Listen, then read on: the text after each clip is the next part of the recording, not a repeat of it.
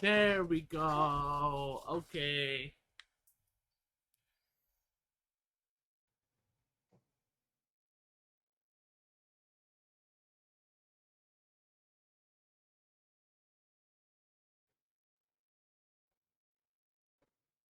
Okay, there we go. I got it working. Oh, I feel so proud. Oh, now we have to fill out the list. Okay. Like I said, this if I did this off stream, of course, y'all would be missing out on content. So that's what I tried to get. You see, now it looks like semi-translucent, or it gives that effect, anyways. Now my mind is bolting everywhere. I'm like, oh my god, what if I do this? What if I do that? What if I can do this and that? And I'm not gonna lie. I'm not gonna lie. I might just do something like that. Actually, let me see if I can like make this like if I invert this.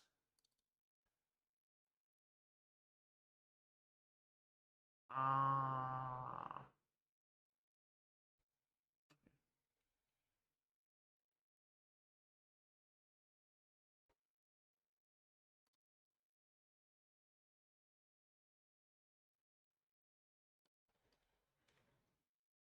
close.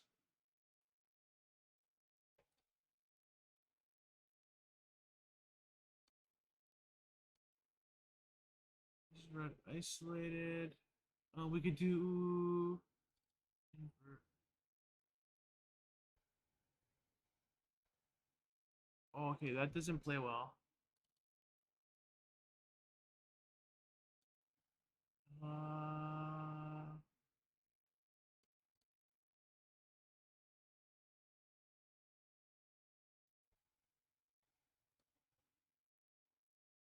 yeah, that doesn't play well either.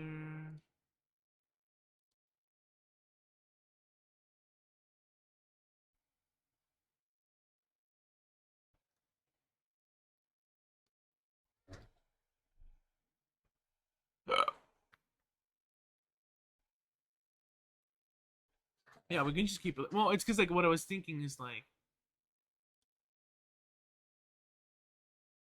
but it'll give such an odd effect.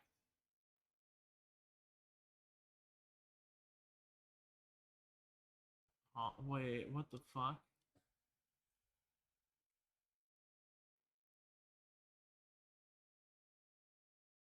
Okay. No, I feel like I accidentally got rid of some. Red isolate. Oh shit.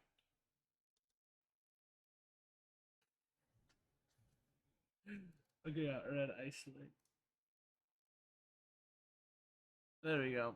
I can keep it like that. And bam, there we go. So yeah, now everything's in sync. We'll get started. So if you all have any recommendations, please let me know in chat, right? Because it is ghosts and stories. Ghost plus stories. I don't know. Should I change it? I don't know. I feel like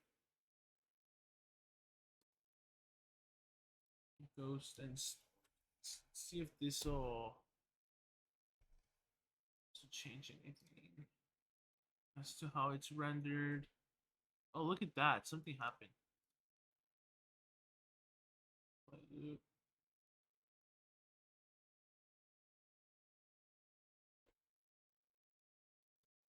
Um, stories.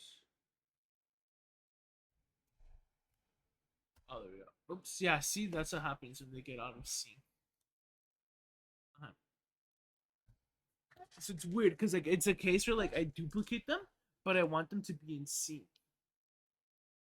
Or rather, I want them to reference each other, but like I can't really have a duplicate that references each other, and they have different settings because the duplicate's gonna want to reference the other one, right? It's a weird thing. So yeah, today is ghosts and stories. scary ghosts and stories. I don't know. We can do something scary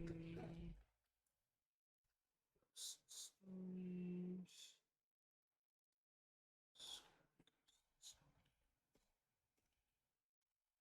So I'm not gonna lie, in my room is getting like really warm. I might just have to turn on the air conditioner.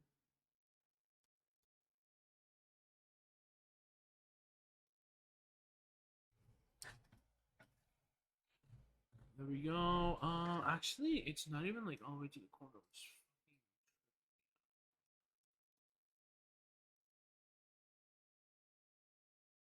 There we go. That's way better. Okay. So yeah, today's topic is scary ghosts and stories. Today we're gonna watch a documentary by what's it called? It's a channel called By Fire of Learning, and yeah, we're gonna watch America's most famous ghost stories. But before I do that, I do want to get some snacks. So I'll be back in a moment.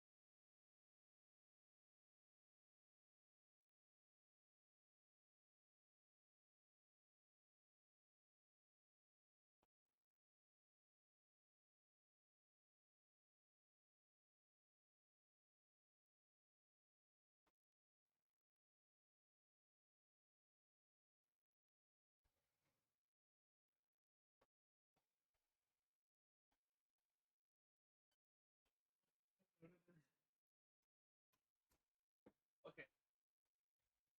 So like, the thing is, it's like in my room. It's supposed to be. Actually, it's supposed to be pretty cool over here where I live. Maybe not even like, yeah, 76. It's not that. It's not even cool. It's like, what's the word I'm looking for? It just feels good, right? But like in my room, it gets like Is it 5-10 degrees hotter.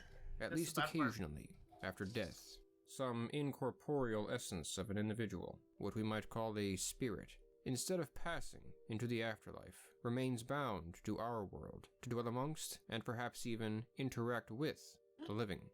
In other words, do you believe in ghosts? Yeah, Such entities are ghosts. known by many names, said to take many I think different this forms, is the and channel have that all covered like manner the of motives cryptids, attributed like to their presence and Bigfoot, actions, but the fundamentally, fucking nearly every culture has Jersey a Beast concept or of whatever something it's like this. called. The United States is no They're very exception. interesting. In fact, the country is home to some of the most famous, bone-chilling, and mysterious encounters with ghosts ever reported.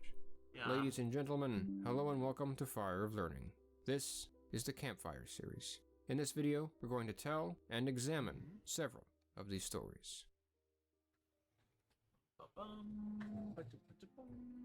If legends are to be believed, a phantom may manifest practically anywhere where there was once a tragedy. Right. A ship, a library, an amusement park, And this or is it may even dwell along a particular... To reiterate, this is America's most famous ghost stories or ghosts. Actually, I do wonder if they're gonna get into like the Clinton Road one. Cause like I'm not gonna lie, that one's famous just because like you see like this ghost truck chase you. But I'm not sure. It's more. I feel like this video is gonna be like on the context of like ghosts and like specifically like actual like ghosts, not really like paranormal experiences like a ghost truck, right? road and its Chasing after surroundings. you. On Archer Avenue, in the village of Justice, Illinois, which lies just southwest of Chicago, we find one of the most famous examples of such a road-dwelling spirit, with a ghost known as Resurrection Mary. Our story begins in 1939 with a young man named Gerard Palis. One evening in that year, Palis went to dance at the Liberty Grove Hall and Ballroom, a building that no longer stands. Yeah. While there, he noticed a girl by herself. The girl seemed to be in her early 20s. She had blonde hair, which reached down to her shoulders, and blue eyes. She wore a white ball gown with white dancing shoes. Palis approached her and asked her to dance. The young lady agreed. She was reportedly a charming and friendly girl, but very quiet and strangely cold to the touch. She's gonna They be a danced ghost, together 100%. and by some accounts even kissed. At the end of the night, Palis offered her a ride home, which she accepted. She told him that she lived at an address in the Bridgeport area of Chicago. However, without explaining why, she requested they travel down Archer Avenue on their way there, an unusual, out-of-the-way route. As they did, she soon asked them to pull over next to a Catholic cemetery along the road called Resurrection Cemetery. There, she told Palis that she had to cross the road and that he could not follow. Before he could react, she exited the car, ran across the road to the cemetery, and vanished before she even reached the cemetery gates. Oh, wow. Palis was dumbfounded by what he had just seen. That's something like out of a dream. He visited the address she had given him. An older woman answered the door. When Palis asked her about the girl he had met, she informed him that she had had a daughter, but that she had passed away sometime before after being killed in a car accident. She invited Palis inside and asked him if the girl he had met resembled the girl in a photograph she had of her daughter. Palis replied that, yes, this was the same girl. Palis's encounter with this mysterious spirit is the earliest claimed, but... I forget what TV show that's called. There's a similar one in, is it Fact or Fiction? Is that what the...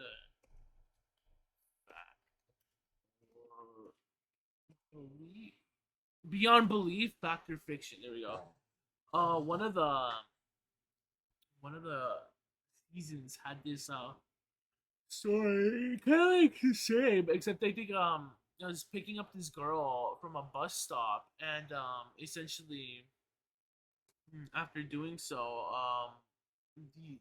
this guy goes to this house, sees the girl, right, and is like, oh, everything's all right. But then this next time he does see the girl, the people that answer him are like strangers, right? And they're like, oh, who may you be, right? And it was like so weird for them. And they tell him, hey, or he tells them, the strangers, right? Like, hey, have you seen this girl that I've been dating here, right? And the strangers are like, oh no.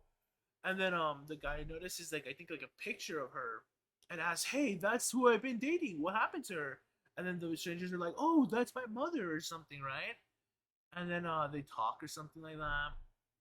And then they mention something along the lines about how the mother always said that she longed for the stranger she once saw and never saw again, knowing that she would never see him again or something like that. It was like something along those lines. And it was very interesting. Very, very interesting story. It was far from the last. I watched it was that followed episode. over the decades by numerous other stories. Because like it gets to the mind just like to be called I don't know, just like Mary, after the cemetery to which she is generally it's a nice said to be story return, in a sense. and because her name and it's life not was like evidently Mary. I don't know. It's like, how do I say it? I'm gonna sound fucking stupid. I know, like last time I ranted about how people make up stories to like hide behind criticism and stuff like that. I feel like that's not true, but there's like some truth to that. But when I say some truth to that, I don't mean like the whole thing's true. I mean like there's something I'm getting at, right? That I'm not really pronouncing right. But the point is like in that sort of like ghost story setting, it's like an old wives' tale, right? Sort of thing. Like, oh, I heard this from my grandpa once. He had this story, right? Instead of like what I feel like is an utter fabrication, right?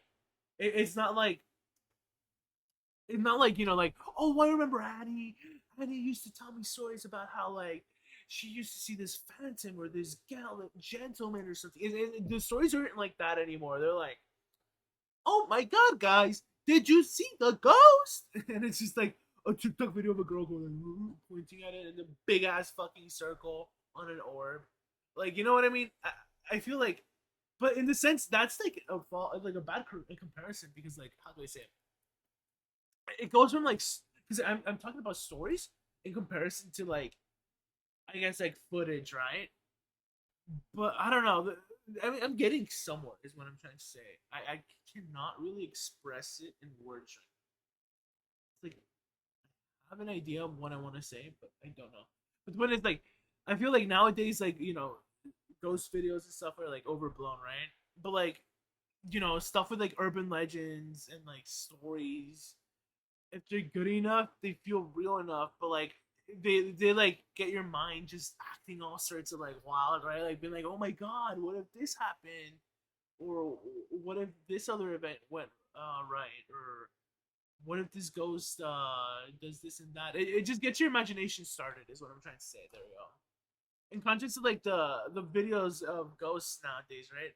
Where what's presented is factual, but what's taking place is fictional, right? What's presented is what's presented, right? Especially under a prose, right? A sort of like costume. Like, oh, there's a ghost, right?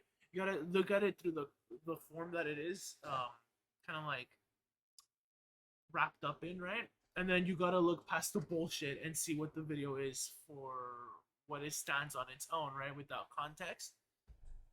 And like, I feel like with ghost footage and stuff like that, there really isn't any like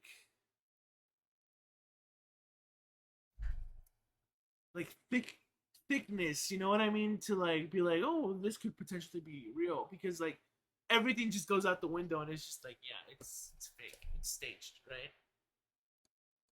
Before long, she had become the most famous example And of I the don't know, I'm category of liking this so ghosts far. called This is a vanishing documentary. hitchhikers. There was a Also, string let me of like the video. reports in the 1970s and 80s in particular. She was typically reported as a girl likely between 18 and 30, with blonde hair, sometimes said to be curled above her forehead. She was said to have had unusually pale skin and wore an Ooh. old-fashioned prom dress that was Okay. usually white. Some said the dress was yellowed, though, as if it had been left in the sun. She would appear in a variety of locations. This for included whatever local reason, ballrooms and dance clubs. white According to fellas, some, no one would recall seeing her and entering like, or leaving. I'm not She even would simply joking. be They like, noticed in the room at some um,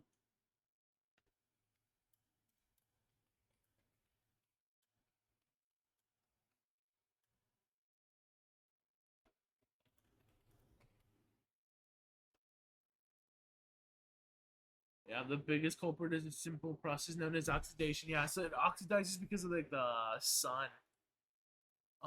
And like it's usually the fabric material or like the coloring. I want to say substrates.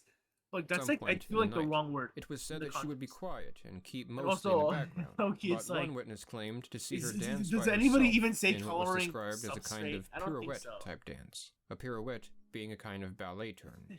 This same witness, Robert Maine, a manager at Harlow's nightclub in the 1970s, said that she would look right through you if you tried to speak to her and respond only by shaking her head. More often, though, she was reported by drivers who observed her on Archer Avenue. She would often be standing by or wandering alongside the road at night. She would agree to offers for a ride.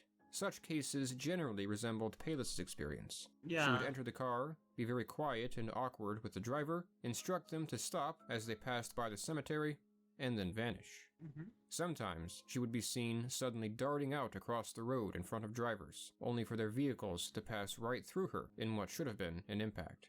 One noteworthy incident occurred on August 10th, 1976, at around 10:30 Yeah, I don't know. p.m. I just like the feel A of police it. officer It's named so Pat Homa was called to the cemetery like, when someone listen reported to seeing a and girl like also wandering like around see it the after visuals. hours.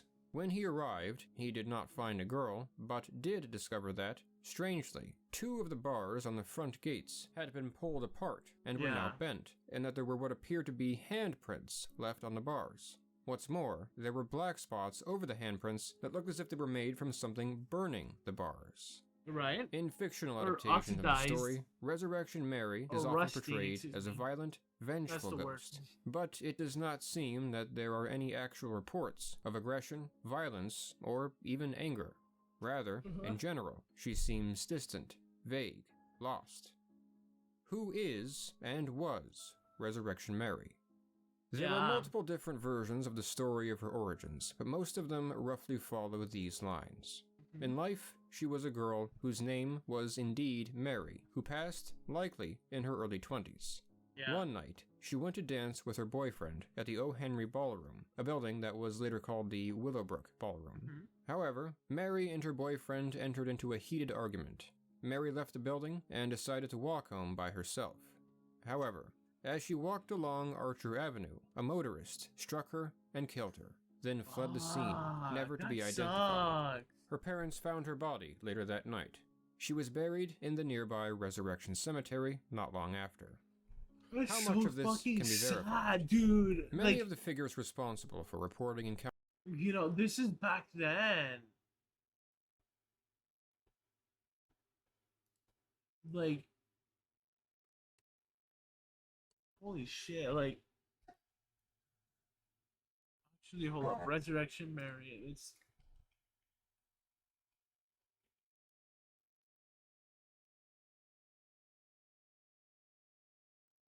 Mm, like, when? What year?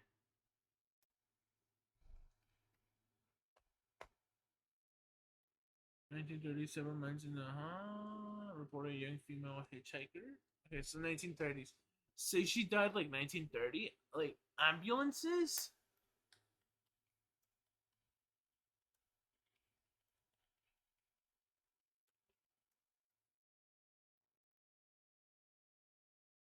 What did you see? Yeah, but like that's like they didn't have like a vehicle.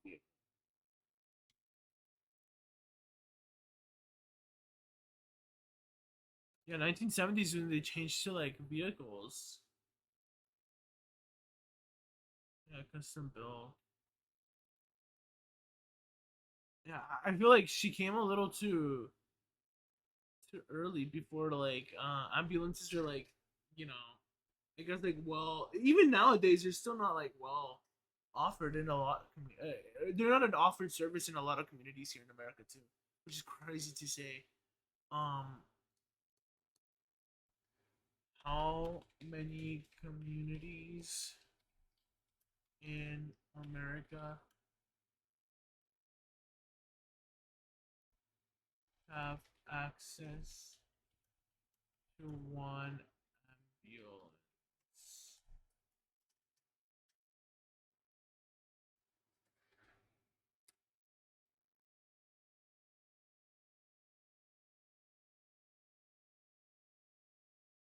Alright. 4 of 5 counties across the nation have at least one ambulance desert. Um, according to Junk's analysis of 41 states, and data from 2021 and 2022. Wait, let me digest what the fuck that means. 4 of 5 counties. So 80% of counties across the nation have at least one ambulance desert.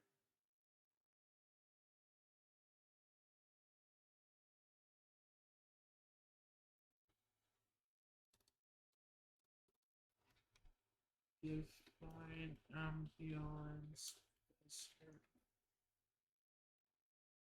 The researchers define an ambulance desert as a community 25 minutes or more from an ambulance station.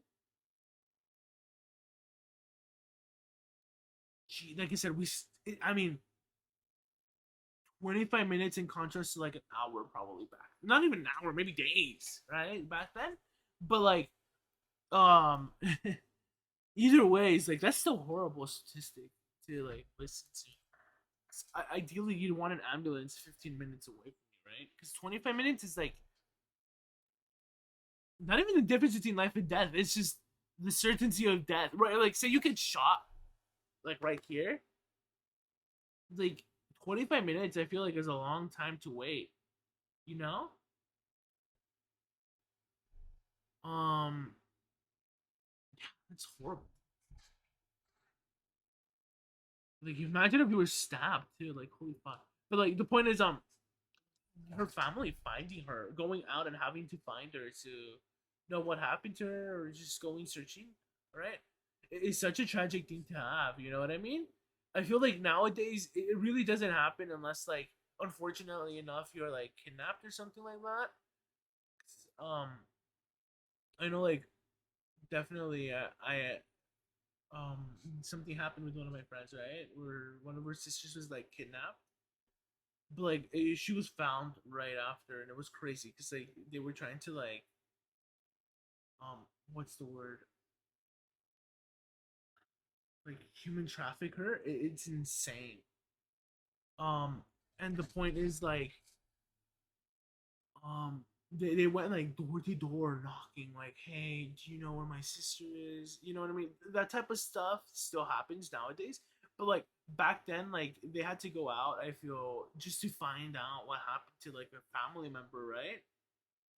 Because like, you couldn't just call the cops. Like maybe there were police officers, but like they probably were not as well resourced or staffed as they seem to be nowadays. You know what I mean?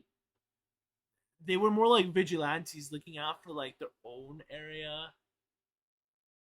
or designated spots rather than like, you know, being like, oh, I'm gonna go look after this person, right? But I'm sure like they would actually help off the job. Of course, I'm saying this without any basis. Let me see. Were police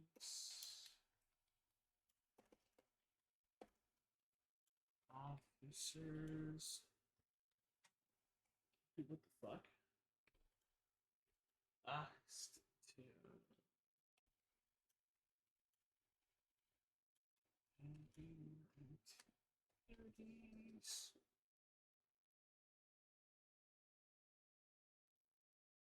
They were looking for vagrants, indigents, tramps, and hobos. All those with no visible means of support. And this is coming from an article titled "How the LAPD Guarded California's Borders in the 1930s." Interesting. Uh,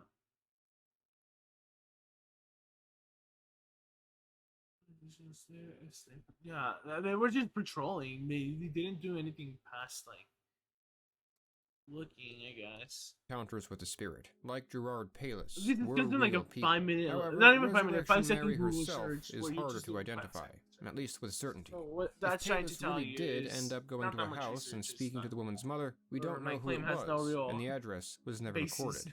Searching old Yeah, records it's for sad. answers is a bit of a daunting task. Resurrection Cemetery serves as the resting place of over 150,000 individuals.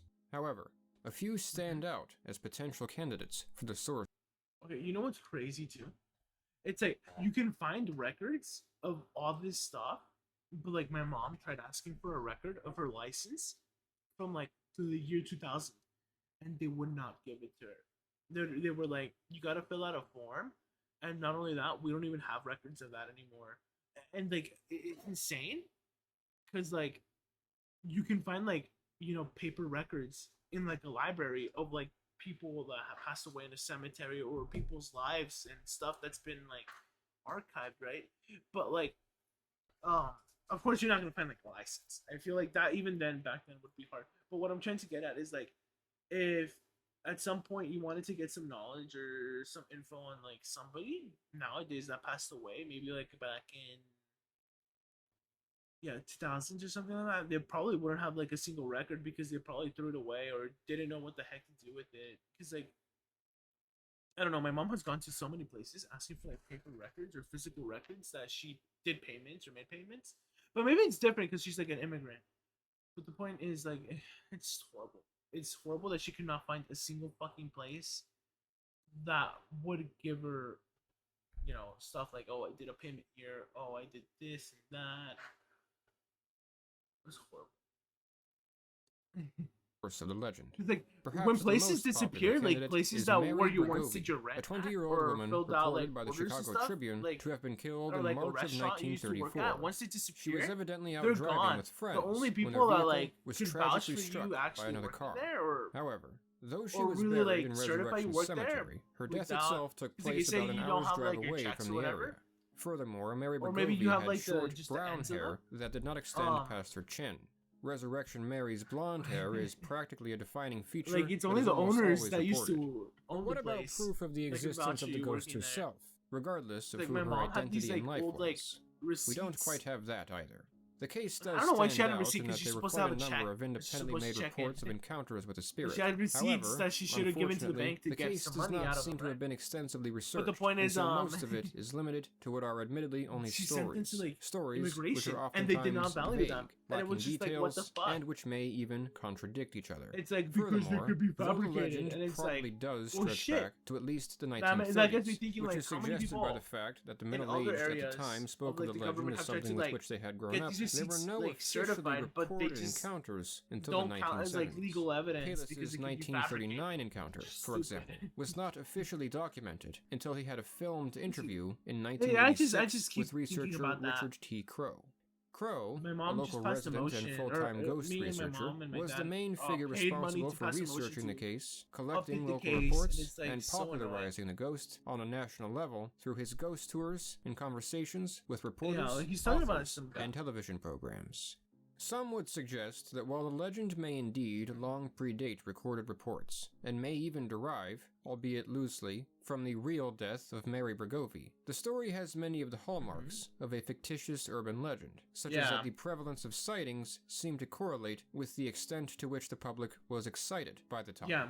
There was a very clear uptick in sightings in the late 70s and early 80s in particular, when the subject was Like- receiving national attention, which I'm not gonna, because like, you know, nowadays, like when stuff like this happens, like people keep in the back of their mind, like, what if it's like somebody fucking messing with me? What if it's like a troll or something, right? I feel like back then concepts like that were like well spread out through the community, because like it would be like a game of telephone, right? Like, did you hear of like Bloody Mary, and then you'd somewhere along the road you'd end up with like Typhoid Mary or something, right? I swear. But like, yeah, the excitement, the hysteria, that definitely could play a role into causing all that, right? Is what I'm saying. Because like, especially like nowadays, it's like, you know, the internet's like more connected than ever, or connects us all like more than ever, right? We definitely, like, whenever there's like a sort of challenge, a type of challenge, like we know the exact rules, right? In contrast, like, I guess like older games, like they kind of like were spread out there, right? Like how to use a Ouija board. Everybody has a different version of how to use a Ouija board, right? And stuff like that. Like, you have to say goodbye, or you have to keep your hands on the planchette always, or the planchette has to stay on the board, or blah blah blah, you have to flip the planchette, or you have to use a makeshift Ouija board or something. You know what I mean? There's so many renditions of that, right? And not just like the Tide Pod challenge.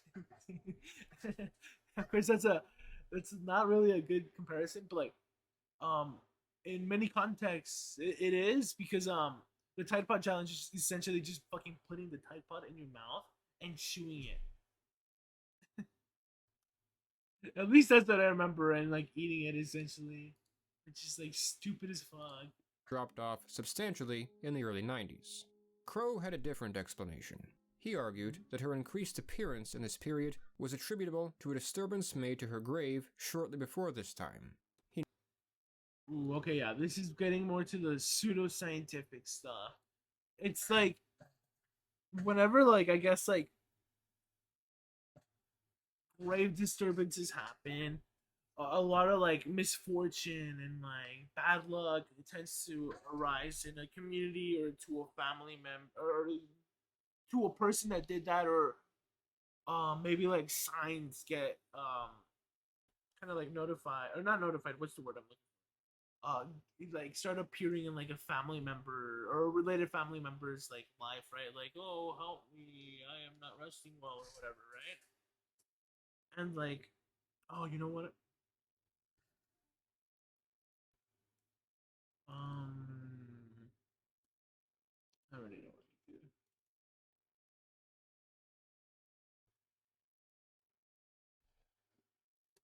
Um,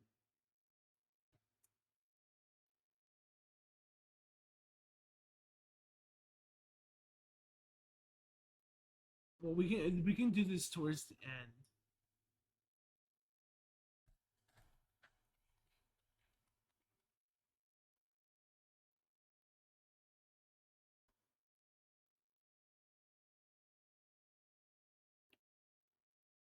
international.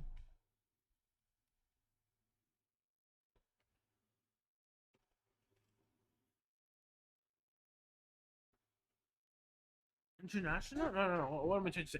It's like there's like different urban legends in like Spanish, right? There's different urban legends in like other countries. International ghosts. I guess you can do that.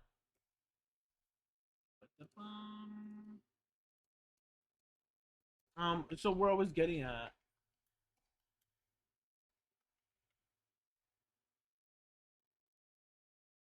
is essentially, is it still synced up? I swear, it does not look synced up at all. Mm, yeah. Ah,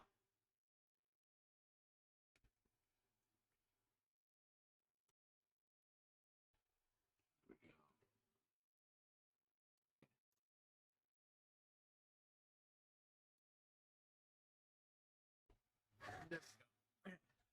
Yeah, there's like different like ghost stuff, right?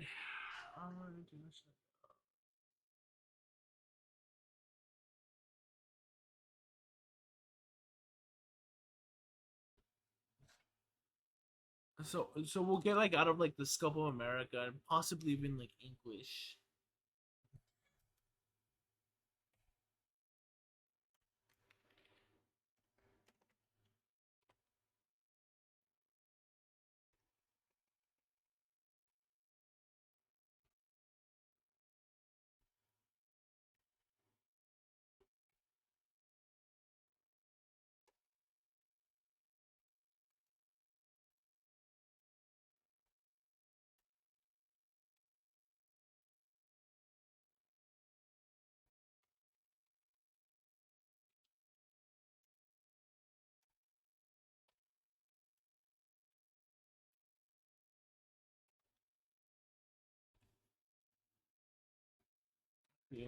How do I change this? International.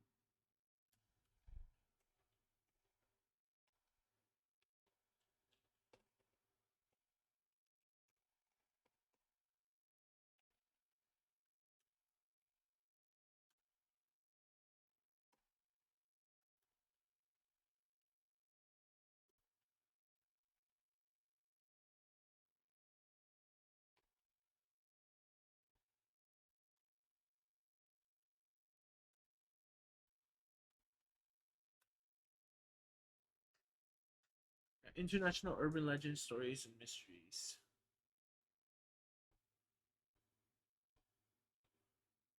Yeah,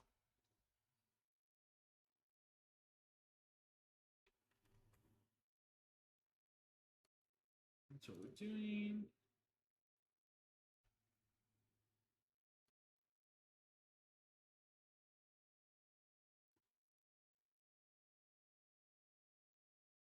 Oh, what happened? Is it like a rendering thing again? I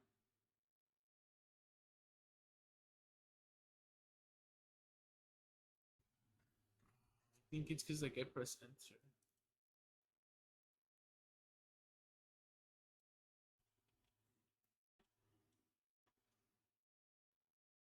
Mm,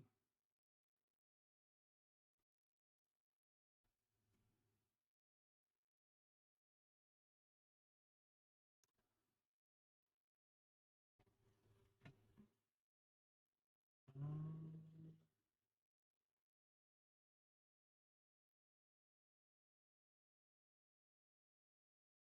I don't sync again. Infinity.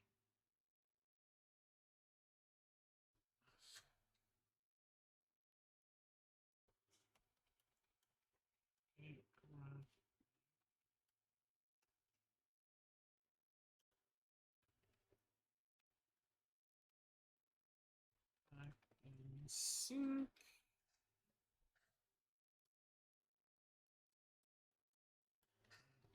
Yes.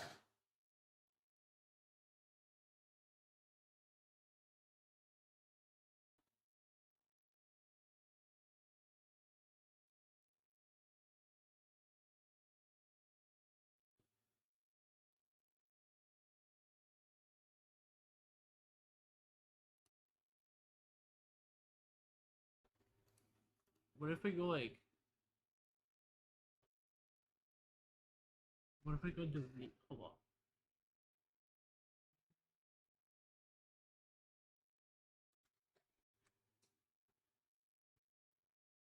There we go. Okay, that's the easiest way. See, no longer is it like desynced. Great.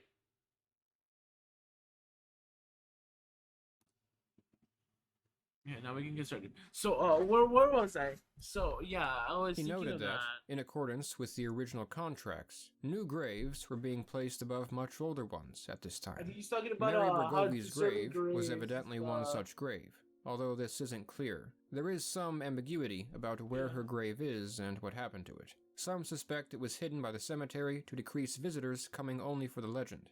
At the apex of its popularity, the legend was attracting crowds. Right. There is one very prominent piece see of that being physical a thing, evidence, like though. teenagers This and being stuff. the metal bars, which were bent, had handprints on them, and then were blackened, as if they had been burned. A cemetery worker present throughout the period, Chet Kowalkowski, claimed that the bars were bent when workers accidentally backed a truck into them. He claimed that they did try to blowtorch them back into place, and that the handprints apparent on them were those of a worker's glove. The police officer who first observed the bent gate bars, by the way, appeared on the TV show That's Incredible in 1982 to discuss them. Crow asserted that the officer was fired for doing so, but the local police chief stated that he knew nothing about him being fired. Yeah. That is the sort of ambiguity that underlines this case. See, that's unfortunate because now it's like a lot of details are getting like clouded, right? Like this ghost investigator that's like, ooh, the grave or whatever, right? Is like he's insistent on his story or his part being real, right?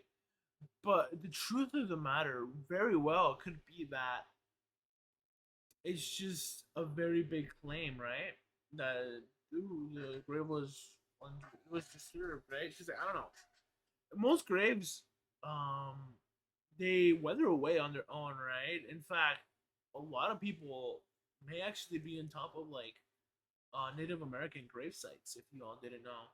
And as unfortunate as that sounds, um, you don't see or hear really this many like ghost stories around like, ooh, I saw a Native American ghost, or ooh, I saw XYZ, right?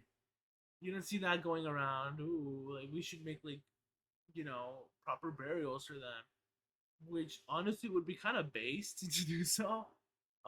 But like it's like incredibly difficult to like pinpoint who these individuals are, right?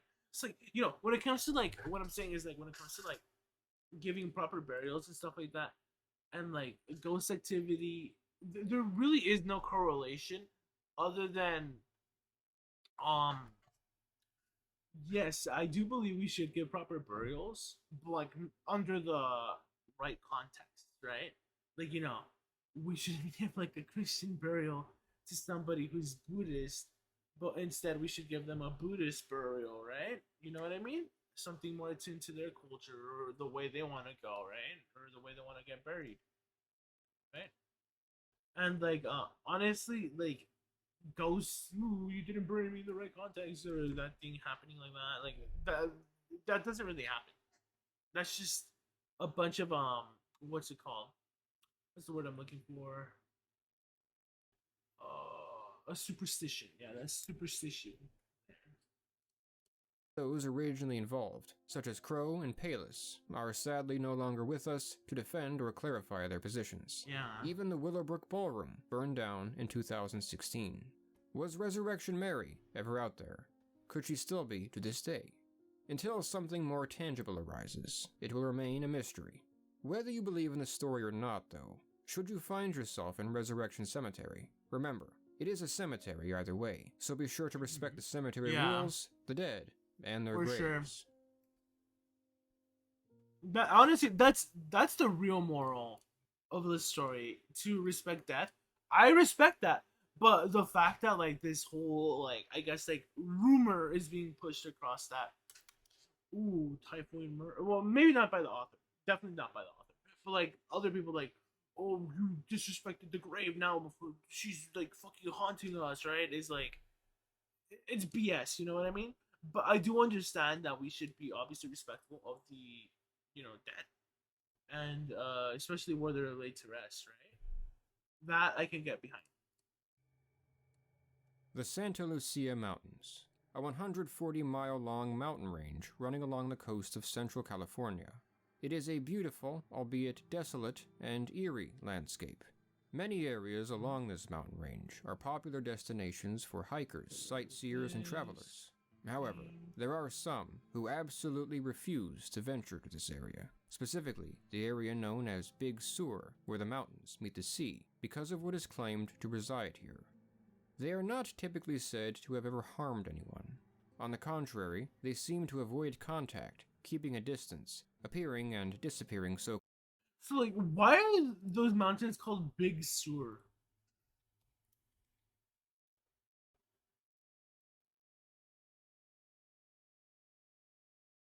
Because like, sur is south in Spanish. So like, if I were to translate the word to English, excuse me, even though big is already translated, right? It'd be Big South. It's just like this mountain range is in the north of California, kind of like in the middle of our middle west, right, of our country, like middle west coast. Like maps.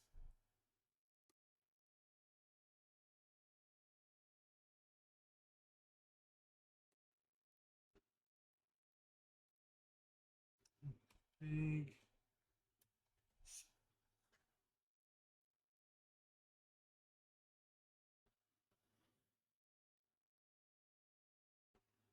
Where again? Where the haunted pyramid?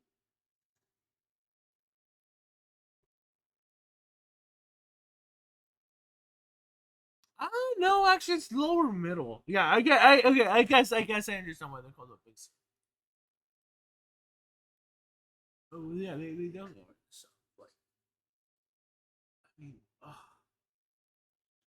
yeah, Big South is what the name is. I don't know. To me, just the mountain range just sounds fucking stupidly named. I don't know why. It's like I wonder how it came down to the naming. Wait, yeah, yeah.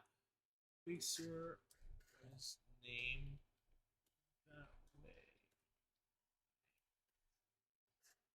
Big Sur is Highway 1, approximately 150 miles away from San Francisco. It was derived from an unexplored, unmapped wilderness area which lays along, okay, south of Monterrey. Monterrey. It was simply called El Sur Grande, the Big South. Yeah, El Sur Grande. So like,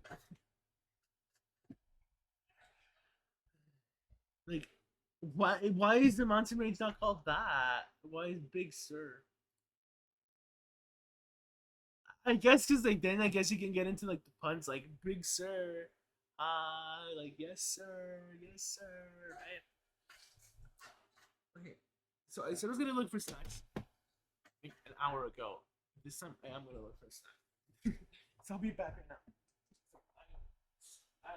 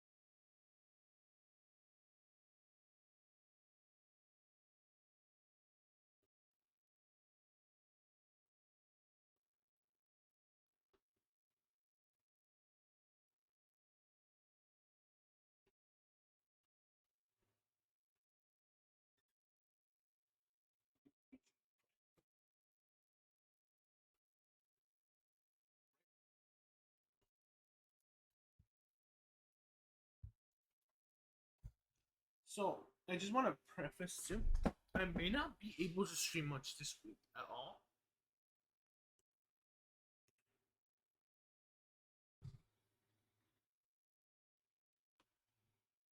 But definitely Saturday or Sunday, the next scary stream is gonna happen. I put Saturday's date because I feel like that's more likely to happen. Hmm. Hmm. Dude, it's falling apart.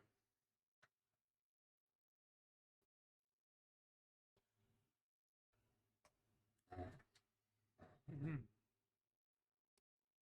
So quickly that one can rarely get a second glance at them.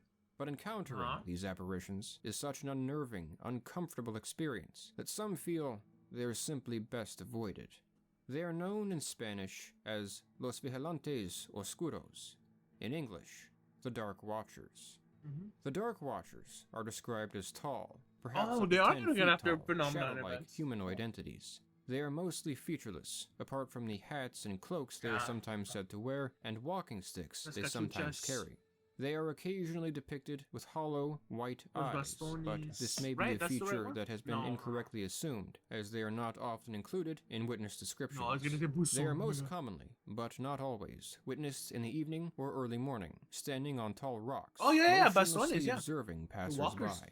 They often appear for only a brief moment before vanishing, and will certainly disappear if approached. As such, there are no known claims of close-up observations, nor photographic or video evidence. No one seems to know who or what the Dark Watchers are, be they ghosts or some other kind of entity, or what their intentions might be. It is also not clear how long they have been there.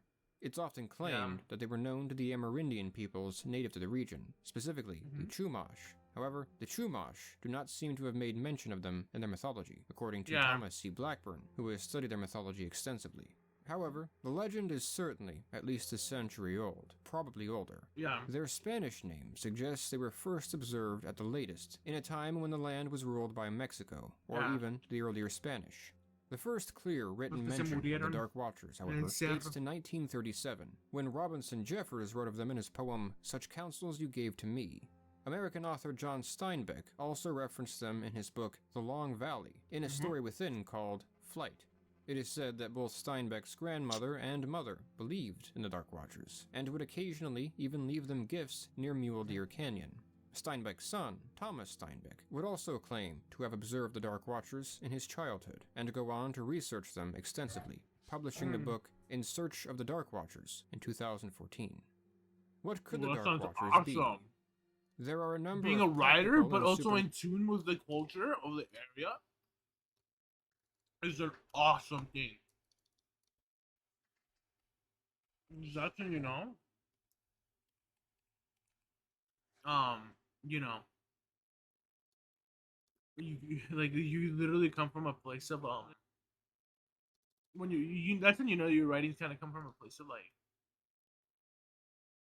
passion. Natural explanations. As always, multiple could apply simultaneously. And it definitely inspires Regarding you. the paranormal Where you grew up, explanations, because most first-hand accounts are stories of fleeting glances and nothing more, it would be difficult to ascertain much about them, even if these are supernatural beings. There are some who would connect them to a larger phenomenon of what are called shadow people. Shadow people are precisely what they sound like. They are shadowy, humanoid entities, reported all over the world. Like the Watchers, they are often said to briefly appear before people, often in one's peripheral vision, so fleetingly that one can hardly make out any details about them. There are instances... Oh man, I didn't think this thing was going to be so juicy because like yesterday there was so... What's the word I'm looking for? Like raw? These nectarines? And they're like staining my white pants that I'm wearing. God, that's a new thing to look out for. Never wear white sweatpants. But yeah, he's getting at that like these may be related to the shadow man phenomena and the Hat Man, right?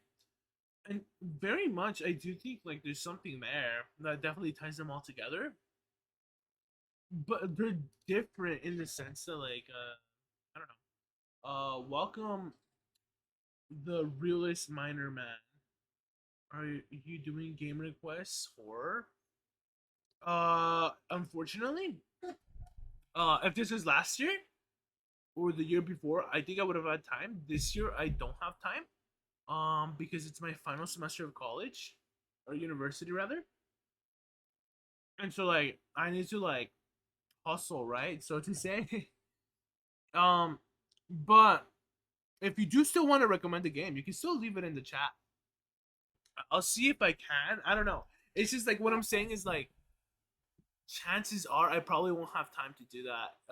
Just because like I wanted to do a Metroid game around this time, maybe like Zero Mission. I know that's not exactly horror, but like it's like sci-fi, right? It still fits like the Halloween aesthetic that's coming up, right? Um, but yeah, it's like 1 to 2 hours. Mm, if you want to still recommend it, sure. But usually when you say games are 1 to 2 hours, it's because there's gonna be a lot of like retries. I'll see. You can still recommend it. I just don't know if I will get to play it because like I have school like every day. Mondays 3 no literally 1 till like 3:45. I'm in school. Tuesdays I'm like doing a 12-hour shift essentially. Uh, then Wednesdays are the same for Monday. Thursdays I enter school at 3, but then I leave at like 8:15. So I won't be able to play at like the times I want. Is what I'm saying. Like which is typically at night. Fridays I'm busy in the mornings.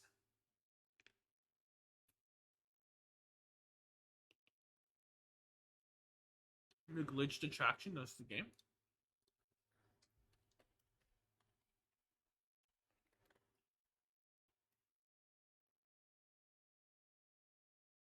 What? 1.5 price coffee on models or use sound. Oh no. Top five Nights at Freddy's fan games, in my opinion, better than some Five Nights at Freddy's fan games. But it's not a Five Nights at Freddy's style game. It's free, by the way. Well, I mean, Five Nights at Freddy really isn't my sort of stuff. It's like I don't know. It's like how do I say it? I feel like after like a lot of like dumb games, like what's that fucking Peppa game? The one with like Peppa the pig and like the little kids fucking playing because they're like what, a piggy or something was called like that. Like I don't know. Like it's just like I just got so like what's the word? It was like oh my god, FNAF inspired this, and then I'm like, ooh, not that FNAF is a bad series. It's not a bad series at all. It's just like oversaturated is what I'm getting at, right? Mm, okay. So,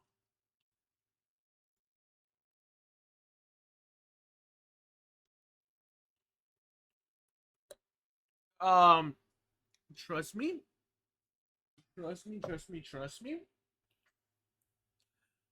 I've been streaming for 3 years. Popular games, unpopular games. I'm always that one viewer. I tried rating for a time, that didn't work out.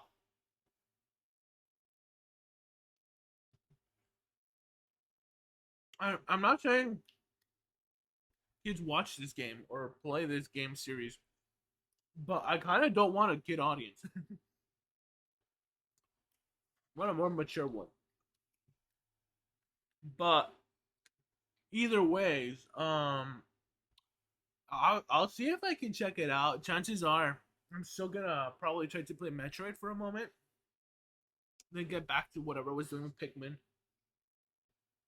Worst case scenario. But if y'all don't know what game I want to play, it's Metroid. It's not Fusion. See, Metroid Dread last year was so fucking good. Metroid Zero Mission. Not a scary game at all, but it's fucking sci-fi. This is the game I want to play.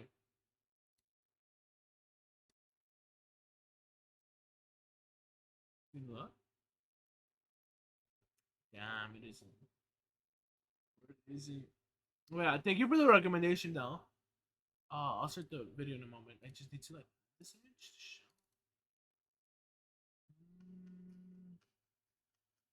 It's scrolling all the way up. This is the game I want to play. Bum, bum.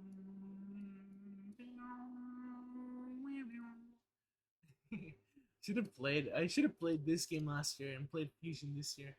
Whatever. But yeah, let's continue. So what I was saying about shadow people is like they're encounter kind of with a related to shadow the person is not so vigilantes. brief. There are And it'd some be who have not- claimed to have game been not haunted, bad. stalked, chased, and even attacked by these entities. It's an interesting comparison, but we should be cautious. Yeah, there because are they're also different. practical explanations for what is happening.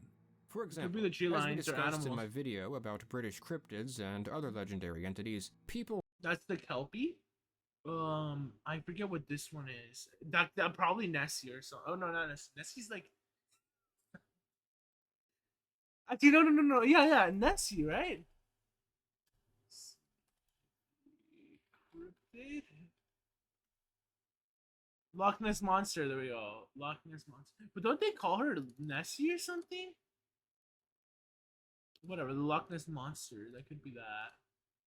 But like they said Britain, so that includes Scotland and England, and low key Scotland has more shadows can be projected in unusual ways under the right circumstances, especially when they are at high elevations in foggy weather, such that an observer might see what appears to be independent rainbow. figures in the distance. It is relevant that the figures typically appear at dawn and dusk, when shadows are the longest. Another explanation is simply that Also el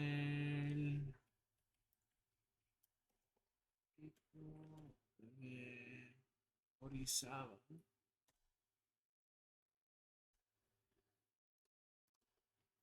Leyendas urbanas de terror. Let's see the terror.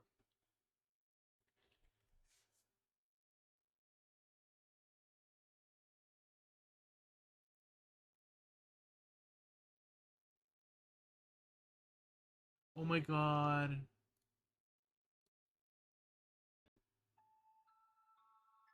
Bienvenidos a otra narración. The Legend of the Crying Boy. This sounds fucking awesome. Look at how beautiful this fucking place looks.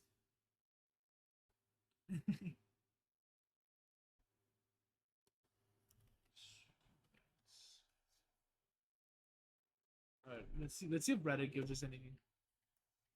Reddit.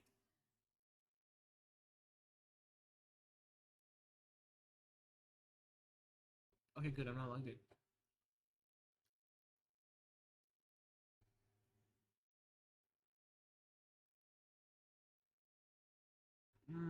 El hombre del saco, yeah, this is like el cucuy. I'm surprised no one has mentioned the Nahuales. They're really common. It is comes from Mesoamerican beliefs about your spirit animal. Yeah, there's a lot of different renditions of Nahuales. Cause there's like the Nahual people, right, and all that. Yo, this is cool. See, I could talk about this, but this is like for like next time urban legends and stuff. But the point is, apparently in El Pico de Orizaba, there is said to be those same sort of like shadow people popping up, right, and just like looking at you, just like right with their hats and stuff like that. And it's actually because of the elevation, how high it is, you start like losing your breath, right? And it's recommended for taller people to sometimes bring like oxygen masks and stuff just to breathe well, because like as you climb the mountain, there's less and less oxygen. So as you continue going up, you start like you slowly start hallucinating, kind of like what causes the phenomenon of the call of the deep phenomenon, right? Where like people just like they have like a bunch of these gases just building up in them, and then they start going crazy and they just continue swimming down instead of like paying attention to like people, right? And they, experience a nitrogen narcosis. Well, when you're climbing, you don't really experience that because climbing mountain, running out of oxygen. What is that called? Yeah, oxygen deprivation. That's the word I was looking for. Yeah, you get oxygen deprived and you start hallucinating these like shadow people and stuff like that. So what I'm saying is like maybe like something similar is happening in Big Sur, right? Where people are like getting oxygen deprived at some elevation of the mountain range, or maybe it's not even that big of a mountain. Cause like, see, I'm 100% sure it's just like a little freeway area, right? And then like the cerros, right? The mountains there, and you can climb up them. You won't lose oxygen. Like I like it's not like Mount Everest or like you will like probably die if you climb without like any equipment. Um, but the point I'm getting across is like it could that maybe like for like the taller parts of the Big Sur range, right? Maybe like that's true, or renders true, but like how to explain like the shadow people at the bottom. It could be bushes. It could be like our eyes just playing tricks on us, right? Our minds and stuff. It could be a plethora of things. So to say. That people could be briefly seeing things which they mistake for humanoid entities in the corners of their eyes, Yeah. only for them to disappear when these things are observed more closely. Research into what's called pareidolia makes it clear that the human mind very easily finds significance in visual patterns that are not actually meaningfully connected. Finally, some argue that these figures are simply the products of the imaginations of travelers suffering from heat, exhaustion, and solitude. Heat stroke is another thing. I live in California and I'm like, oh yeah, I'm like I'm like talking about all these other stuff. Yeah, heat stroke could be like another thing that the Past. It is an established fact that things like sleep deprivation can cause hallucinations of things like shadow people. Yeah. Anxiety and solitude can trigger the feeling that one is being watched. With the legend born, and in the back of travelers' minds, things they would have otherwise dismissed as insignificant may have instead been turned into the figures of these legends by their frightened, tired, or excited minds. Ultimately, it is a question which requires further investigation. Whatever the Dark Watchers are, optical illusion, products of weary minds, or supernatural entities, they have been there for centuries, and likely will be there for centuries to come. See, like, if y'all notice something, like, across, like, whenever we had these, like, ghost stuff during the year, I'm always, like, bashing these ghost videos because of how fucking annoying, repetitive, and, like, like, start using the same, like, storylines almost, right? And I'm, like, generalizing, like, mega generalizing. Like, it legitimately does get me, like, angry that, like, this just happened. I just noticed. Why are their bear claws not moving up? But the image is.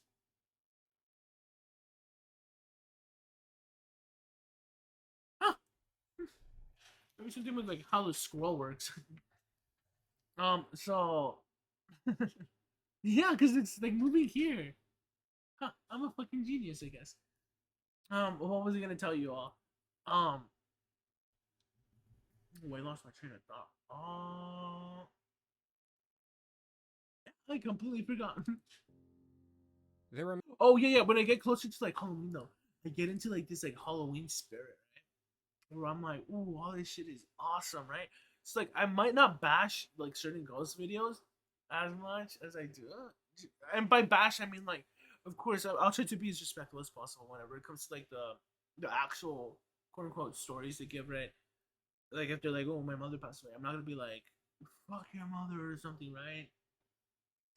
Not at all. But like, but the moment they start using like, yeah, my mother is actually haunting me. She's a demon from another realm. And it's just like, fucking balls floating in the air, kind of thrown at the camera. It's like, like, of course I'm going to start bashing that. Like, what the fuck? Like, you know?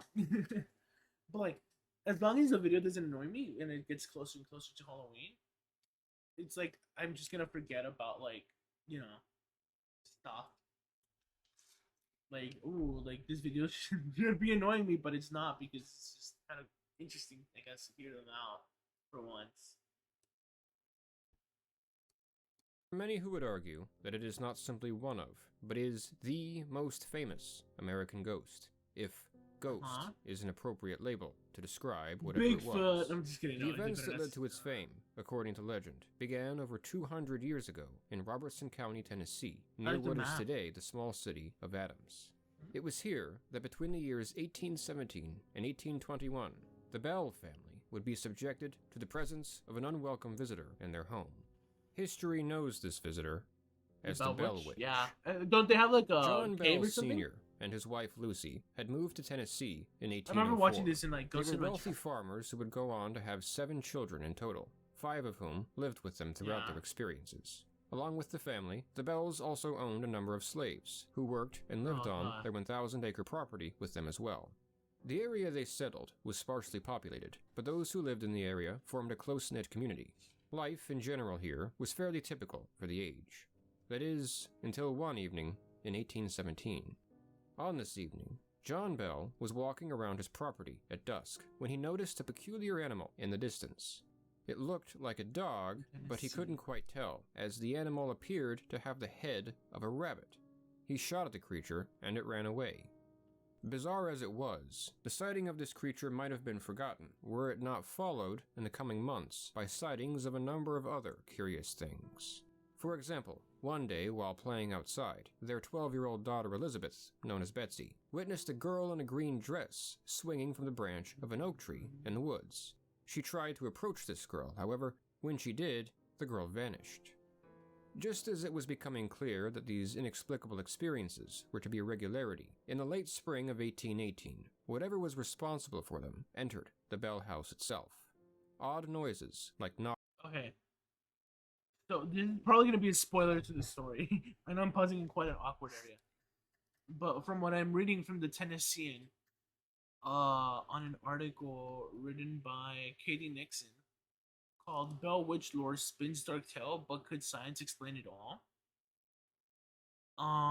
They say the line at the bottom of the story is really a poisoning. John Bell was supposedly poisoned to death, and I'm leaning to believe, um, whatever the Bell Witch does to John Bell, it really is just a simple, or it could be simply explained as a poisoning, right? John Bell starts hallucinating these events, tells the family members get like hysteria, right?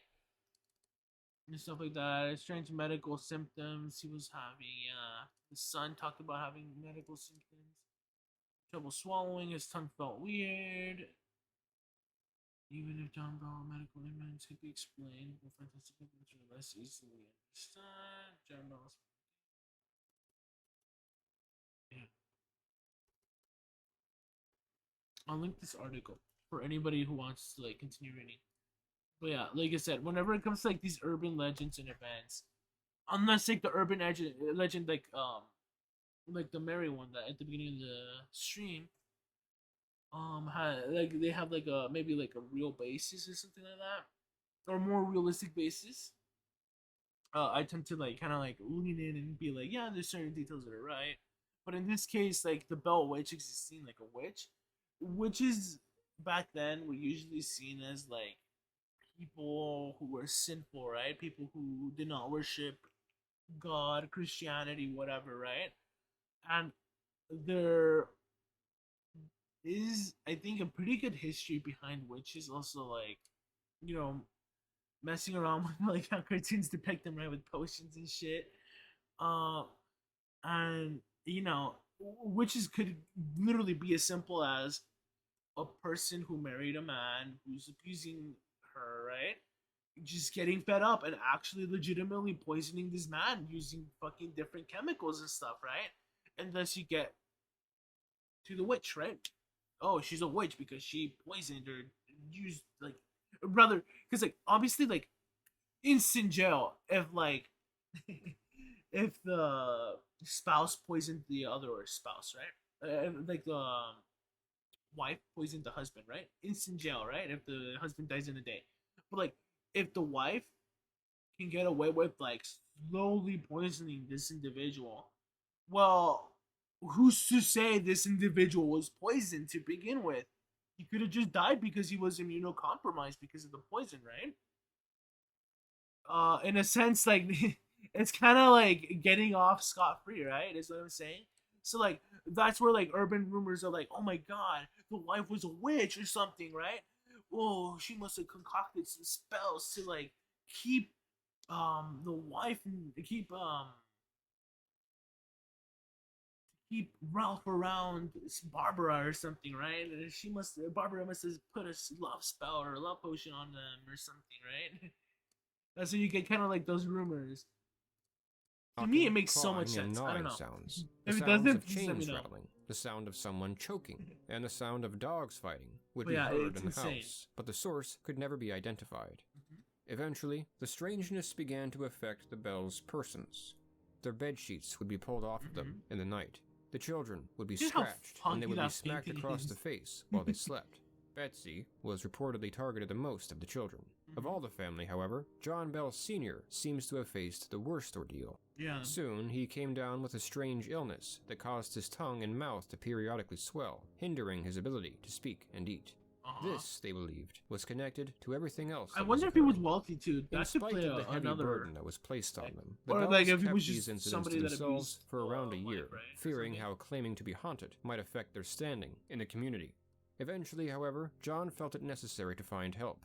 He spoke to his friend, neighbor, and minister, James Could also Johnston, be that about his like somebody experiences. entered their house, broke in, Johnston and and his poisoned wife the whole agreed to family. stay at the Bell house to investigate.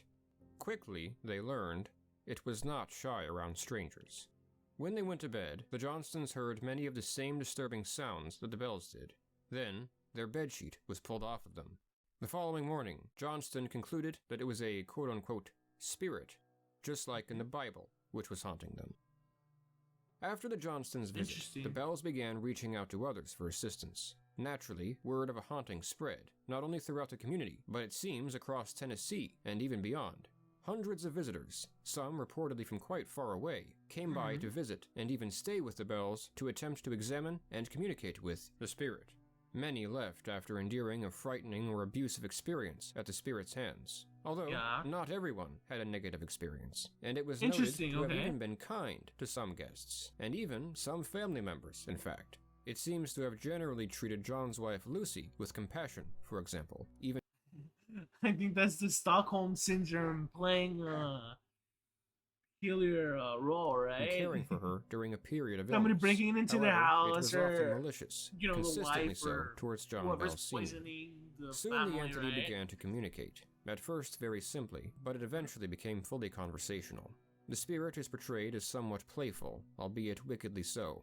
It was able to change its voice and mimic others. It would share private information about others it obtained while visiting their homes, reportedly being able to travel as far away as England and back within moments. It would argue about religion with those who brought the subject up with it, displaying a thorough knowledge of theology.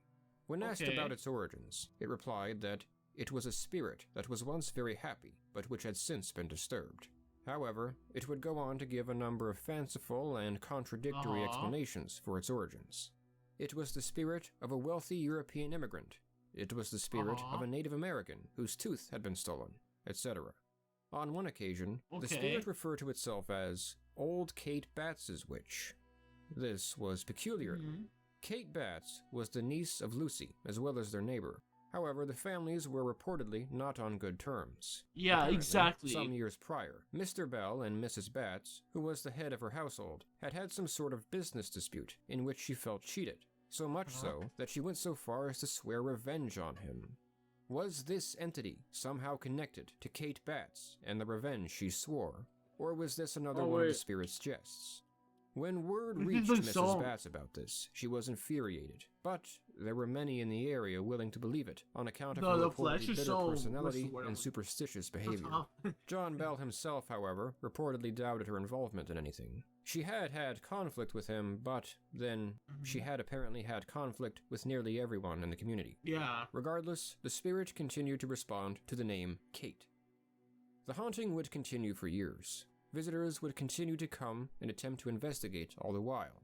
It was claimed even a then military officer but future President Andrew Jackson visited for a night with a contingent of soldiers who allegedly found the ghost, as they said, more terrifying than the British Army. Okay. Meanwhile, John Bell's health deteriorated. What was once a swelling of the tongue had evolved into occasional facial spasms and seizures. Not By this is, autumn of there's like 1820, presidential he increasingly lore found starting himself this place. bedridden and sick. Then, on December 20th of that year, he died. As the This story is goes, salty. a strange vial was found in his room. It was revealed to be poison. Upon this revelation, the witch then joyously spoke, taking credit for his murder. It apparently so detested John Bell that it was heard to celebrate by singing drinking songs during his funeral. The following spring, their daughter, Betsy, became engaged to a man named Joshua Gardner. For some reason, the witch disapproved of this match and compelled Betsy to end their engagement, which, as the story goes, she did. This was the witch's last major act. Shortly after, it informed the family that it was going to leave, but return in 7 years. True to its word, it disappeared and returned in 1828. Okay. This haunting was not as intense nor nearly as long as before, however, and it Because she seems was to have weaker. soon thereafter left. Lucy Bell died sometime around this time, and the original house in which this was said to have transpired was torn down. Yeah. What can we make of this story?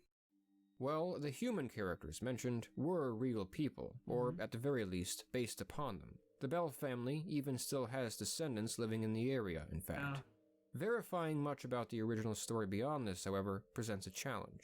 Although there are a wide variety of variations to this story, the version that is usually told, including this one, is derived from Martin Van Buren Ingram's book, An Authenticated History of the Bell Witch, published in 1894. This was Authenticated over history. 80 years after the events in the story were said to have taken place. Ingram claimed to have based his work largely on a manuscript written by John Bell's son, Richard William Bell, in 1846, who was himself around 6 when these events transpired, called Our Family Trouble, which was purportedly given to Ingram to use by Richard's son, as Richard had died by that point. The I'm not saying. Did he say a 6-year-old wrote this? I mean, I'm just saying. Maybe a 6-year-old is not the correct place to ask for when it comes like about information of the family. Because 10 times out of 10, they'll give you fantastical details. Like, yeah, my dad can punch the fuck out of your dad. He'll send him flying to the moon. authenticity of this manuscript is very much in question. Skeptics For like sure. Joe Nickel noted that there are some Skeptics. aspects of the language and style used in Richard Bell's purported manuscript which he believes suggests that the account was written much later on, likely by Ingram himself. Adding to this is the fact that there are no copies of the manuscript in existence outside of Ingram's work to be examined, and therefore there is no clear evidence that it ever existed, let alone clarity about what it originally said, if it did. There was someone indirectly related to the case, a Mr. John A. Gunn, who vouched for the manuscript's existence and the validity of the information Ingram presented, but he had not actually experienced these things firsthand either. Indeed, there were not many first-hand witnesses left alive at all by this point, if any, to assess the book's authenticity. Still, while we must consider that Ingram invented a fair amount of his story, especially things like Andrew Jackson's visit, he did not invent the entire thing. There are records showing that the Bell Witch legend, in one form or another, had been in Tennessee folklore prior to the book's publication, and some evidence to suggest that it really did arise in the time in which the story takes place. Furthermore, while the original witnesses had mostly, if not entirely, passed away, Ingram did claim to have also drawn his stories from their descendants, relatives, and others associated with them, whom he specifically named, and who were still alive, who did not contest the book's veracity, as far as we know. Although, apparently, not all of them believed the story. Ingram himself did admit that there were a number of individuals who had known Betsy who suspected her of having invented much of the story, some suspecting the use of ventriloquism. Whatever the case, we are, for the most part, left only with stories that are perhaps now impossible to validate. Still, the legend endures well into the present, with many others over the years claiming to have experienced a number of other unusual things in the area themselves, especially other members of the Bell family. As a final note, Though not strongly connected with the original legend, there is a cave located on what was once Belle's property that has been linked to the story in modern times. Some speculate that the cave was some sort of passageway from which the spirit came, to which it fled, and or, as some say, where the Belle Witch still resides to this day. There's a piano in there, I think, too. Before we Or continue am I with the fucking next... crazy? There's a cave that has like a cave. A cave that has a cave. Whoa!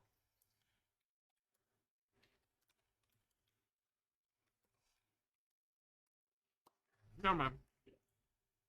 It's Luray Cavern that has a piano in there.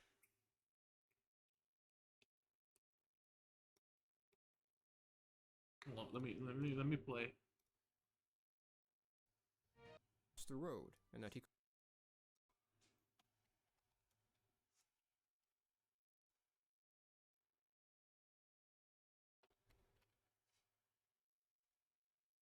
Let's see if they'll play a fucking track. Moonlight Sonata. To our News Hour Share, something that caught our eye that may be of interest to you too.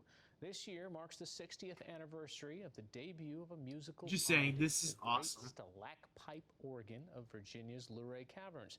News Hour recently got a... Luray Caverns is home to the largest musical instrument in the world, the great stalactite organ. Oh, but let's see if we can do it. Here we go.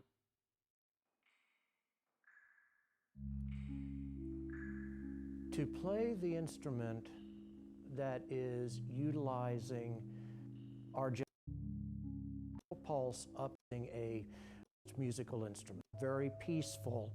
There's only one in the world, and you can only use it here. Hold on. Did they? Okay, wait. Let's see. Did somebody play it? Nobody plays it? Oh my god. Okay. I should, because it sounds so fucking good.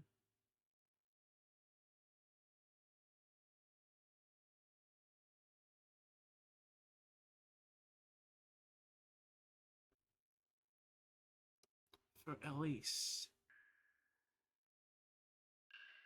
Apparently this is in there.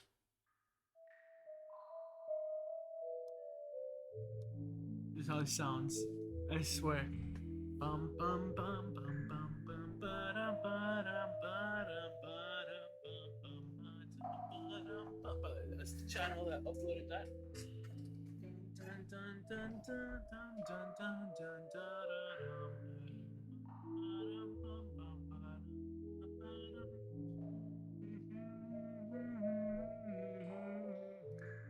So, does the Bell Witch Cave have a fucking piano built into there? I don't fucking think so. Fucking fake ass fucking cave. Story. I'd like to interrupt to annoy you. I mean, remind you that if you are enjoying the video so far, clicking the like button and subscribing to the channel helps the channel out tremendously and will make it easier to keep up with the videos like this that will be produced in the future. I think they recently stopped having people like use the piano, even the person. Los Angeles, California. November 17th, 1988. A 23-year-old woman named Jacqueline Hernandez, known as Jackie, is moving into a house in the neighborhood of San Pedro, not far from the Los Angeles This isn't the haunted port. house one where it's like Life they see the is fucking not well the neighbors for see Miss like everything Hernandez. fucking around. She has recently ended a difficult marriage and must now adjust to a new life, working 2 jobs to support herself, her 2-year-old son Jamie, her soon-to-be-born daughter Samantha, and her cat. She knows that her life is going to change considerably, though she has no idea just how much. Nothing seemed out of place with her house at first. She did feel what she described as a presence while in it, as if she were strangely not alone. Don't they invite this fucking ghost crew? However, rather quickly after moving in, she would begin to notice many irregularities as she went about her days. The first thing that happened, she claims, occurred one night while her former husband was visiting. She claims they witnessed a container full of pencils placed on her desk suddenly move towards her on its own, then fall over. The two were shocked and completely unable to explain it, but she claims they did not obsess over it, and it faded out of focus over time. In the coming months, however, more strange activity, including objects moving on their own, continued. She would also hear knocking noises or voices that she could not identify. Her cat would chase after strange shadows that would appear in her home. When, on several occasions, her friends witnessed some of this activity, it became clear that, for better or for worse, she was not hallucinating. The next major incident occurred one night in February of 1989, as she awoke at midnight to use the restroom. As she walked through her dark, quiet home, she peered into her son's room to check on him. She was met with a disturbing scene. On her son's bunk bed, on the unoccupied bottom bunk, sat a sinister-looking old man. Oh my god. She described him as having a corpse-like appearance, with gray skin. Jesus. He wore a red flannel shirt, which was tucked into high-water pants. He simply sat there, cross-legged, glaring at her, with an angry expression on his face. He then rapidly vanished completely. On another occasion, while her friend Christina Zivkovic was visiting, Jackie went into her attic to see what was in it for the first time, a desire unrelated to her encounters. As she stuck her head into the attic, she suddenly felt a powerful feeling that she was not alone. Moments later, she was met with a horrifying scene, a floating, disembodied head of what she described as a chubby man. The head rapidly flew towards her, causing her to stumble and fall. By the summer, Jackie was desperate for answers. After hearing about him from a friend, she contacted the Oh, come on, Dr. follow Barry her! Taft for help. He agreed to take on her case, and on the night of August 8th of that year, Did they catch he some, and like, 3 demon or team members something? arrived at her home to investigate, I armed with a remember this. variety of high-tech equipment. Fascinatingly, the team experienced many of the same sounds, smells, and sensations that she did. At one point, team member When it Jeffrey goes to the browse, I'm Wheatcraft like, went oh, up she's to gonna clean photograph her the attic. house, but I He doubt claimed it. that while doing It so, could be like a the lot of force stuff. snatched his Could be, like, camera out of his mold hands as well. and flung it across the room. Investigation continued throughout the month. Then, on the night of September 4th, Jackie claimed that the entity had become more aggressive than ever. It was continuously throwing things in her house. Panicked, she called the team. Wheatcraft, along with Barry But I'm Conrad and their friend hoping Gary isn't the Bohm, case. arrived as quickly as they could. Is carbon When they monoxide arrived, poisoning, right? Wheatcraft Like, oh and my god, Bohm the thing got searched the thrown attic at me, again. but like, it's They like, saw nothing, you threw and it they at soon moved yourself or towards the something, exit right? to leave. However, while Bohm exited, Wheatcraft was intercepted. Those below heard him cry out. Bohm rushed back up and immediately began taking photographs, using the light of the camera flash to try to they see caught what was something, if I happening. remember. Is he The gonna show the light of the picture? flash revealed Wheatcraft had been hung on a nail protruding from a pole with a clothesline cord that wrapped around his neck. Bohm unbent the nail on which he was hung, and the two left the attic. Soon after, they all left the house to go on the porch. While there, a mark from an unknown red substance appeared on her Yeah. baby daughter's forehead, which Ectoplasm. Jackie immediately wiped away.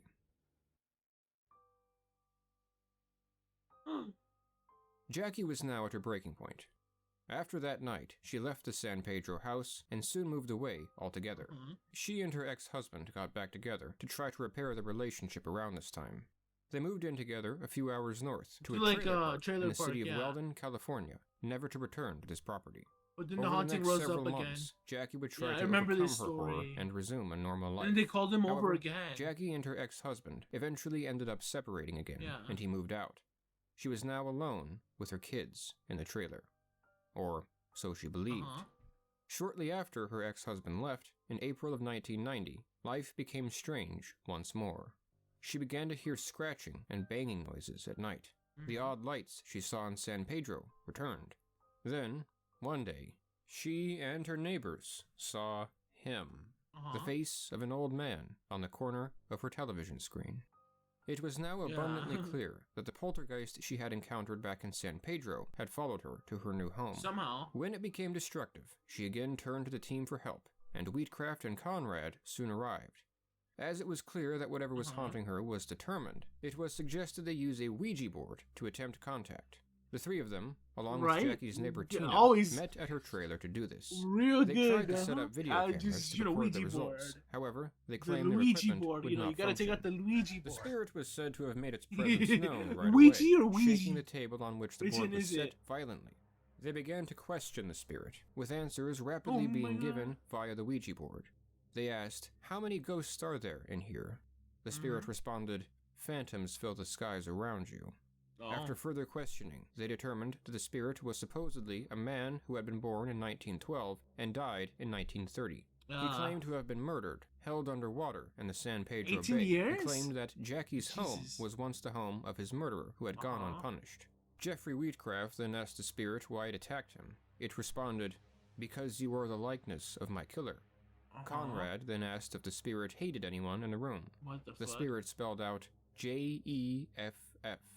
Then, an invisible force hit Wheatcraft, and each witness present claimed that he and his chair violently flew off the ground and back into the wall. Understandably, the session ended there. Whoa! What was that? I'm just kidding. Like, it's so fucking easy to fucking fake that, dude. Just like, whoa! Hello.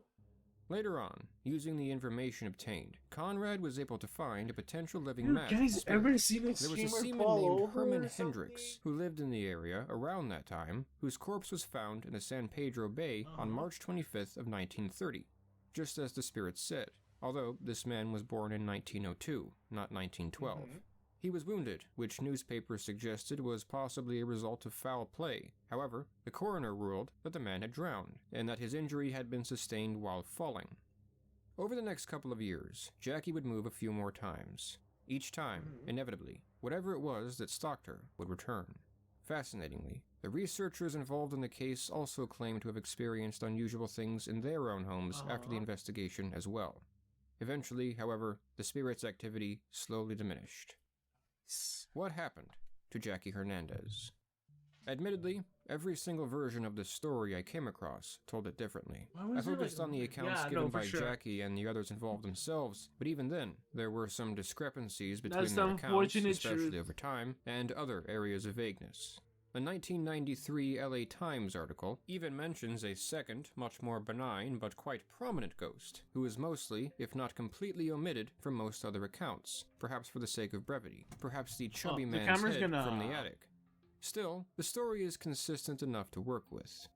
The number of witnesses to these events, the brazen, bizarre, and at times violent nature of these events, and the numerous photographs and video footage captured of some of the incidents make it unlikely that this case is reducible to simply hallucination or the misidentification of everyday occurrences for the paranormal, at least not entirely.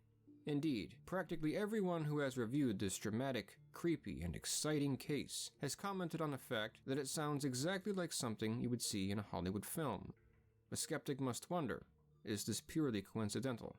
It is worth noting that the parapsychologist Barry Taft's investigations had been turned into a Hollywood film before this occurred, the 1982 movie The Entity.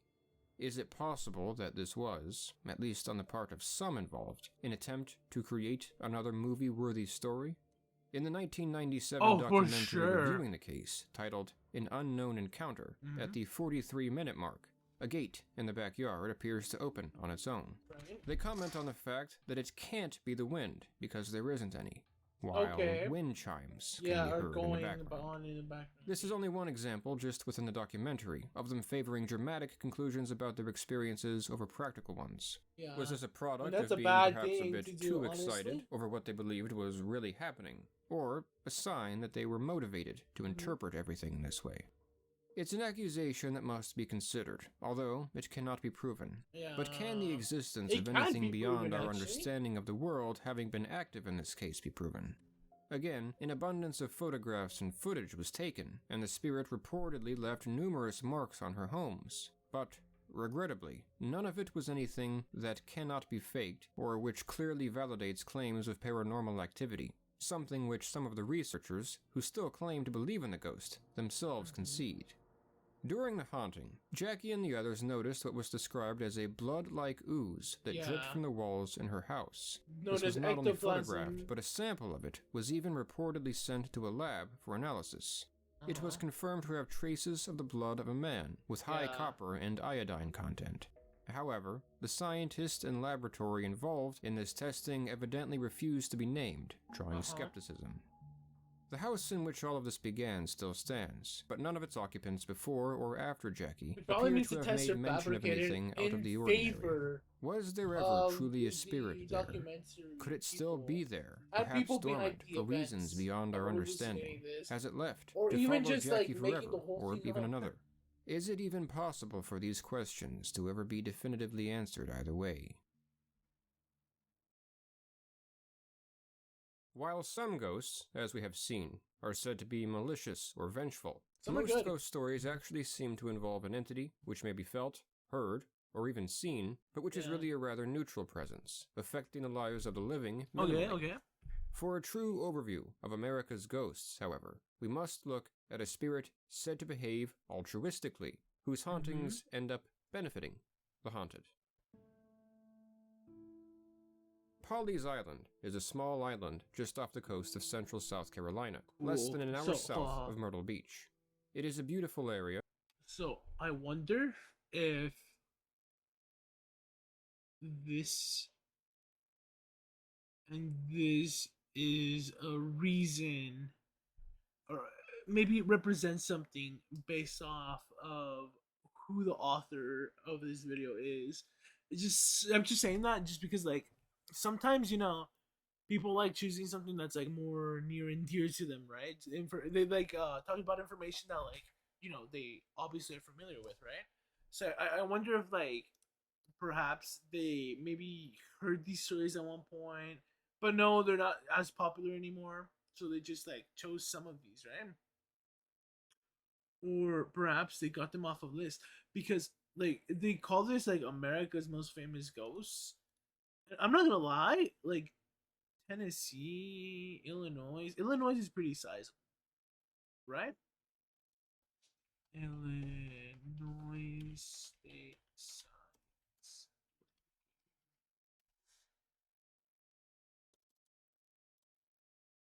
Oh, population. Excuse me. Size wise, it's still huge. Yeah, sixth most populated state, right? South Carolina.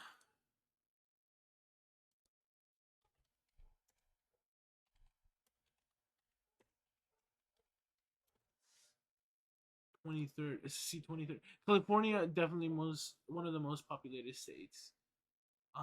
Sixth. Let's see. So it draws from like populated states and like non-populated states, which is interesting. But like if we were to be like, oh my god, America, like what is gonna originally be like, oh, why is there no like ghost stories from here? But the more I think about it, I guess the more it makes sense, right? At least they were probably drawing inspiration from like populous states and then maybe some smaller states over here in the south. But then I was gonna mention like maybe it shows something that like this guy maybe used to live in the Midwest, eventually maybe moved to the South, or possibly eventually went to California or something. But I don't know. Like I can't really attest to that because it's like me like it's like how do I say it? It's like making up shit. It's just making up shit about the author. No, but like sometimes when you do talk about like similar information or information that's more near and dear to you, right? Sometimes like maybe you do bring up similar information and like events closer to you, right? Like oh, person goes to Harvard, right? And you're referencing like a news story on your local news, right? But like none of these are like really local to say. I know I'm like criticizing the video or not criticizing, but maybe talking about like the whole video as a testament to something, right? But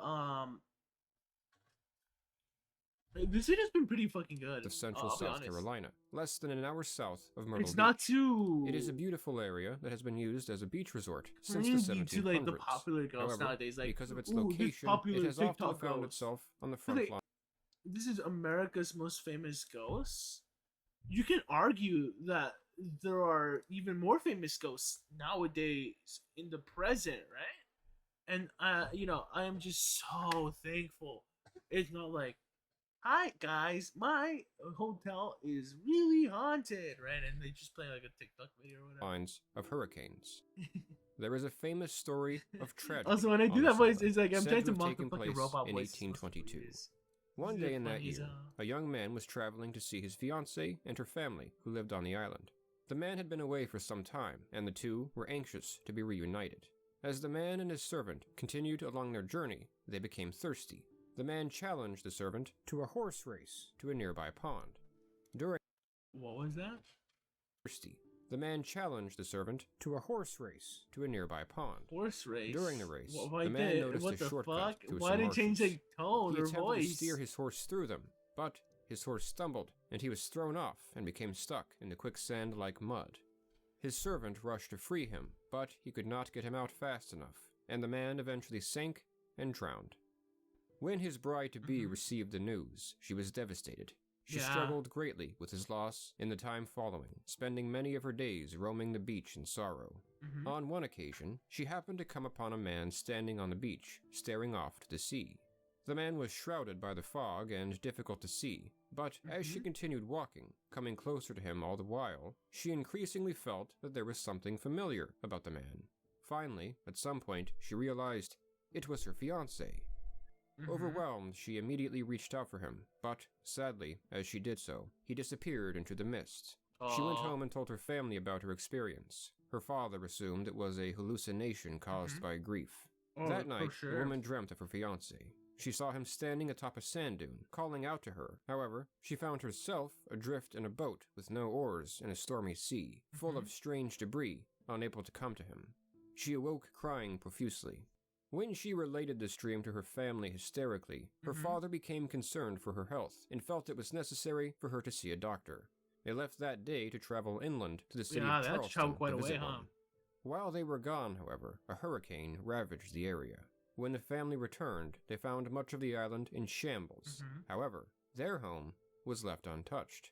The girl became convinced that her departed lover had been trying to warn her of this upcoming danger and save them from it. She soon thereafter overcame her grief. Crazy coincidence, though. You know, this is a crazy legend, though. Honestly, it kind of is a crazy legend. Just like, you know, maybe your departed husband or fiance or whatever, just being like, hey, I don't know, just seeing them on the beach, and you go, they disappear, then like, I don't know, that just be kind of like a foreboding warning, and then same thing in your dream. And then you have to leave somewhere because you don't feel well, or like you have to go see somebody to possibly help aid how you feel, right? Yeah, that's crazy. That's almost like, I'm not gonna lie, that could be like a story. What type of story? It's like,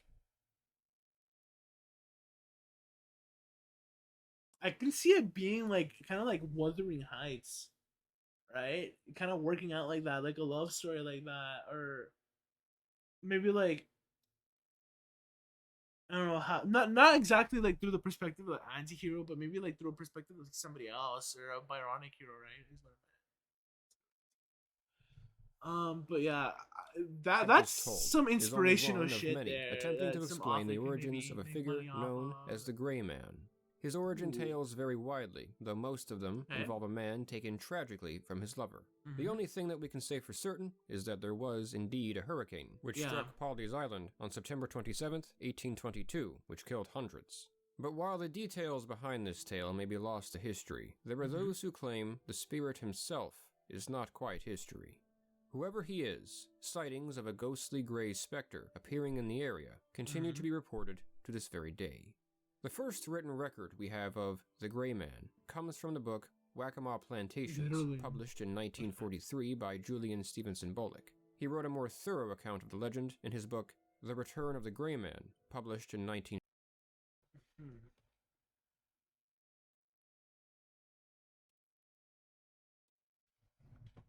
What type of book is this? 'Cause I don't know. I get like bad vibes.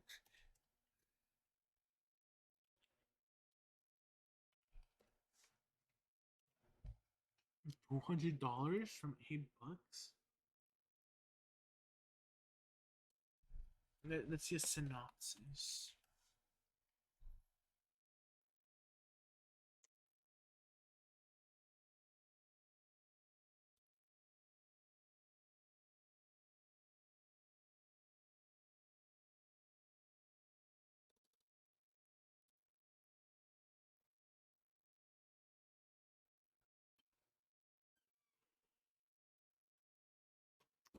Historic building.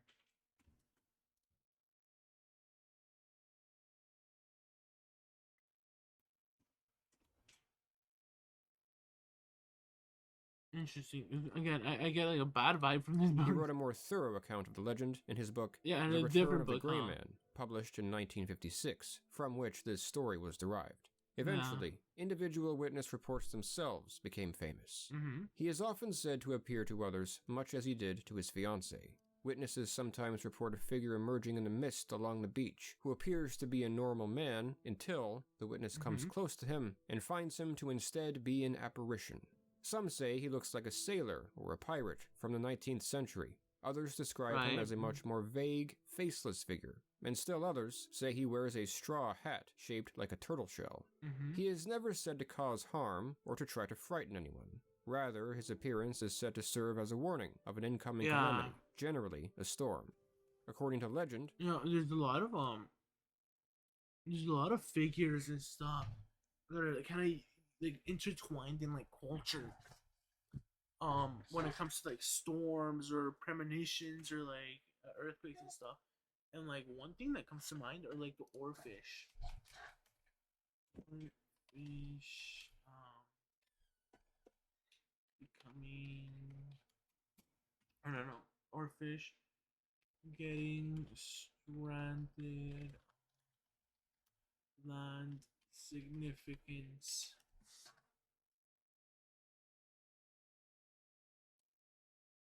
It's kind of like this superstition of sorts is kind of like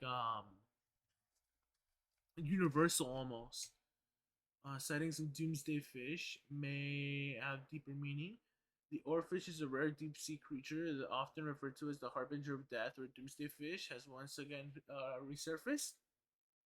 A string up of a mix of anxieties, long told legends surrounding the oarfish have persisted for centuries in Japanese culture, associating them in catastrophic events. It's one of the longest fish species known in the world. Blah blah blah. Oarfish spotted. Legend has it that the oarfish known to run to the surface only when many humans are about to be in danger. It is believed that the oarfish appears as a warning to show that an earthquake or tsunami is approaching, and there's a reason that people in present day take this old myth to heart. Back in 2010, at least a dozen oarfish were reported to have washed up onto Japan's coastline. Not long after, in 2011, a severe earthquake hit Japan's Fukushima, simultaneously triggering a deadly tsunami. And the reason why this superstition, see, there it's like a loose connection, right? But like, or maybe like could just be coincidence, right? That the of course the year later the Japan earthquake happened, right? Or that a year before the Japan earthquake, the oarfish rose, right? There we go. That's the better way of phrasing it, because that way makes it like factually presents the Japanese earthquake, tsunami. Like there was an earthquake and then a tsunami, right? That presents it as fact, and then the oarfish stuff that happened the year before as just coincidence. It's a better phrasing things, but yeah, like that's just like coincidence. Um, Now this is a little more concrete. Before a deadly 2017 earthquake in the southern Philippines, 6 oarfish were spotted days prior. And the thing about why this like superstition arose and still arises is because we don't know much about oarfish. They are actually pretty low to the seafloor, or they lie pretty low to the seafloor, and we don't really know how they, you know, or just exist at the bottom of the ocean, right? Like what do they do, what they hunt, like not much is known on that, right? And it's such an unfortunate thing because, to be honest, if we knew a little more, of course this position would not exist, right? It'd be like, oh, they rise because like I don't know, chemical imbalances in the ocean are present. They rise up to the ocean surface because just too many plastics, right? On and on.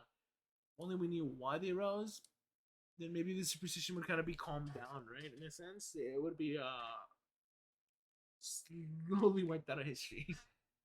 But yeah, the superstition possibly has some truth to it too, because moments before an earthquake is said to strike, uh, at least the superstition I like to believe is that um animals or keen or their senses like light up, right? They're like, oh, an earthquake's gonna hit, so they start acting a little weird, right? And then an earthquake hits.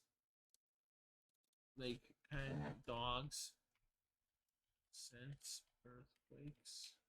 Eating disorders and earthquakes. What happened? Study found that some dogs could detect an earthquake with increased activity and anxiety observed 24 hours prior. Dr. Corrin suggests this petro pet relocation, understanding the sixth sense. Covering the machine. These days before an earthquake, increase in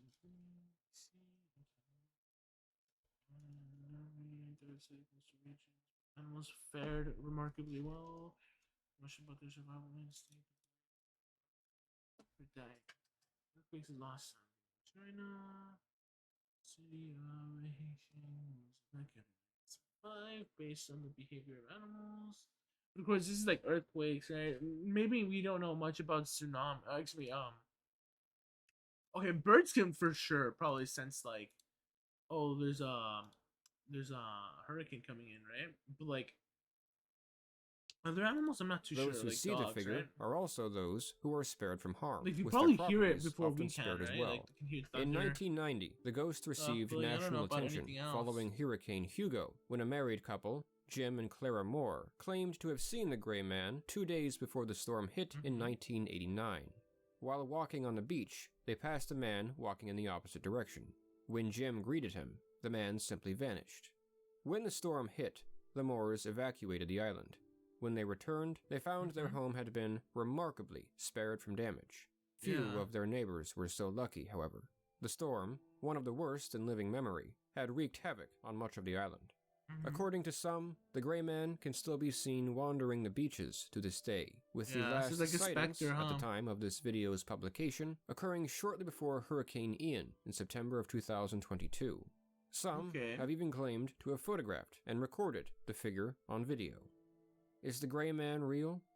We cannot say for sure, but what can be said is where? I don't see him. some have even claimed to have photographed. Ghost guys go. Where?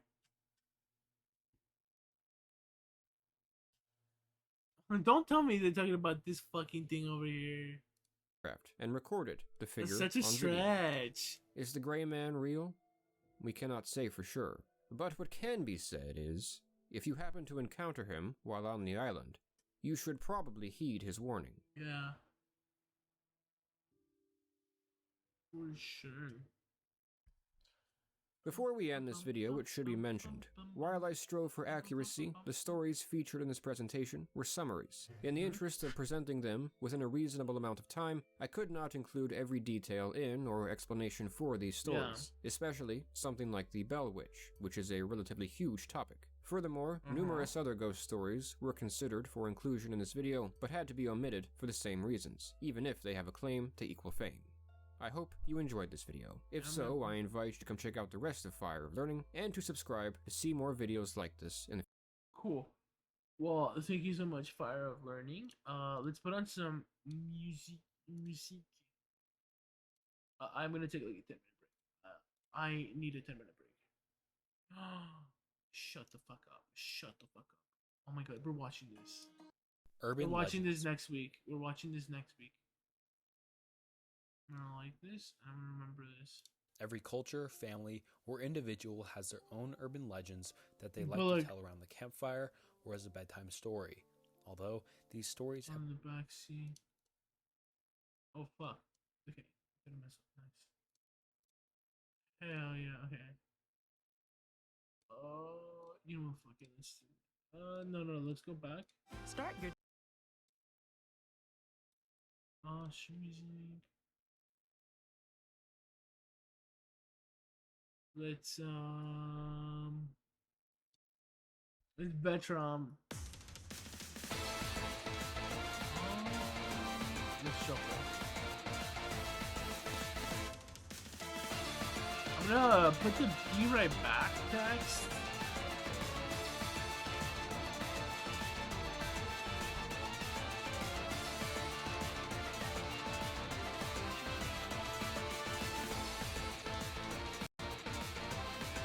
There we go.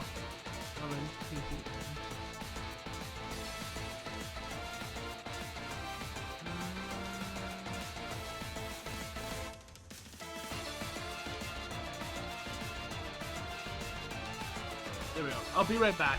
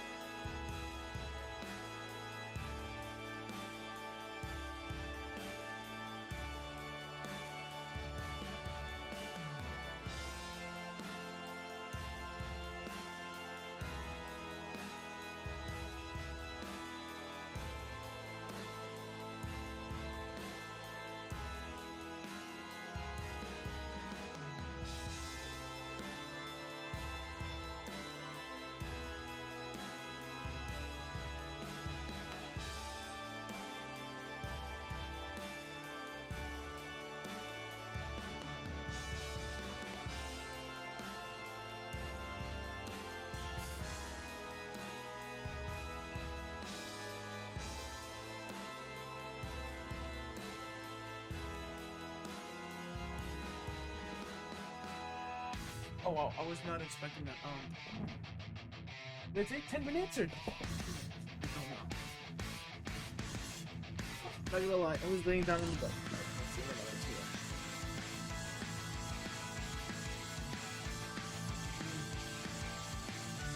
I'm just gonna lay down in the bed. Oh, like I said, I've been sleeping long. It's like my neck is like. I'll show you. It's not even hurt. It's like aches. Hurts is like it's like an exaggeration. But like it does hurt, but like it's not like hurt. Right?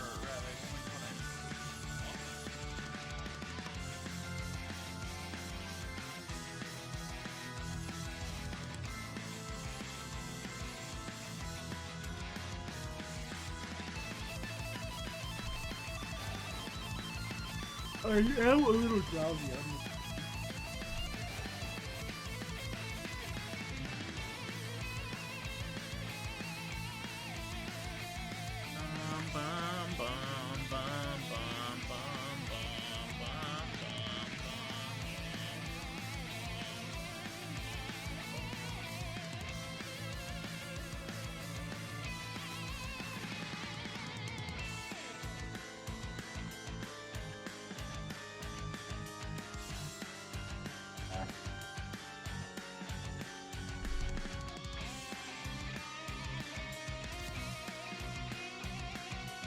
Yeah. What if I do this?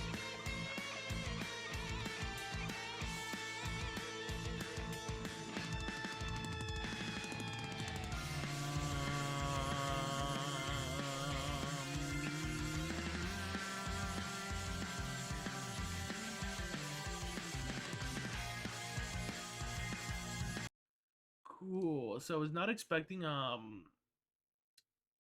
or because I left it there so we can see like the titles and the names and stuff. But I guess intentions. It's not like it's blocked off, right? Yeah. Okay. Sorry about that. Dude, I've been a glutton ever since I came back from like my internship. It's not a glutton. That's the word. It's like like I haven't had the metformin medicine, and I forgot to mention to y'all. So like yesterday, random, no, not yesterday, like maybe like 3 or 5 days ago, randomly I get a notification. The doctor's office has metformin for you, or whatever. Like no, not doctor's office. The CVS has metformin ready for you. Come pick it up before XYZ, right? And I'm like, oh, and then it's just clicked in with me. Yeah, I remember I made that agreement with my doctor. I was like, yeah, I'll get back on it after what you call it after I get back because like we didn't know what pharmacies would be better honestly. And it's like yeah, I could have probably had it shipped to like a pharmacy by there, but like honestly I also wanted to see like if there was a possibility if I could have like not used it, you know what I mean? And I don't think that's it. I gained back basically all my weight, not 265 but like 250, and I'm like it's weird, I plateaued there right now. And it's not that like I'm eating like every fucking hour or every fucking moment. But yeah, I'm back on it. But it's normal. It was a normal plan anyways. The good thing is that the cholesterol, I'm not on it. That thing's like gone. um, but with that being said, I am probably gonna get myself some cereal right now. I should see. I was like, cause I asked my sister, "Do you want anything to eat?" And she's like, "So, I need my phone again. What I need my phone again?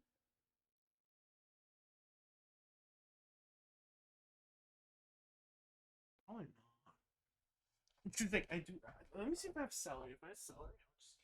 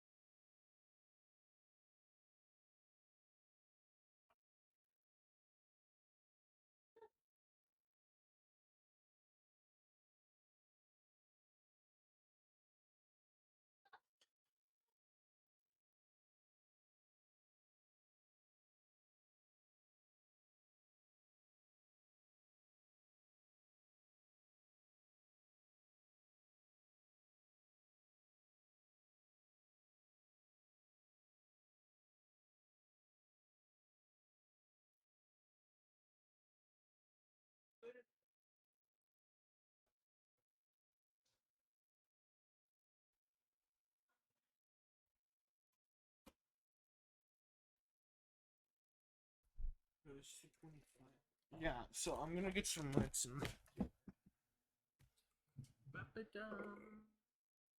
Actually, I don't even know how this is gonna taste. I imagine it tasting like custard. So here, we're gonna listen to these stories, and I'll get my input maybe, or just listen to this.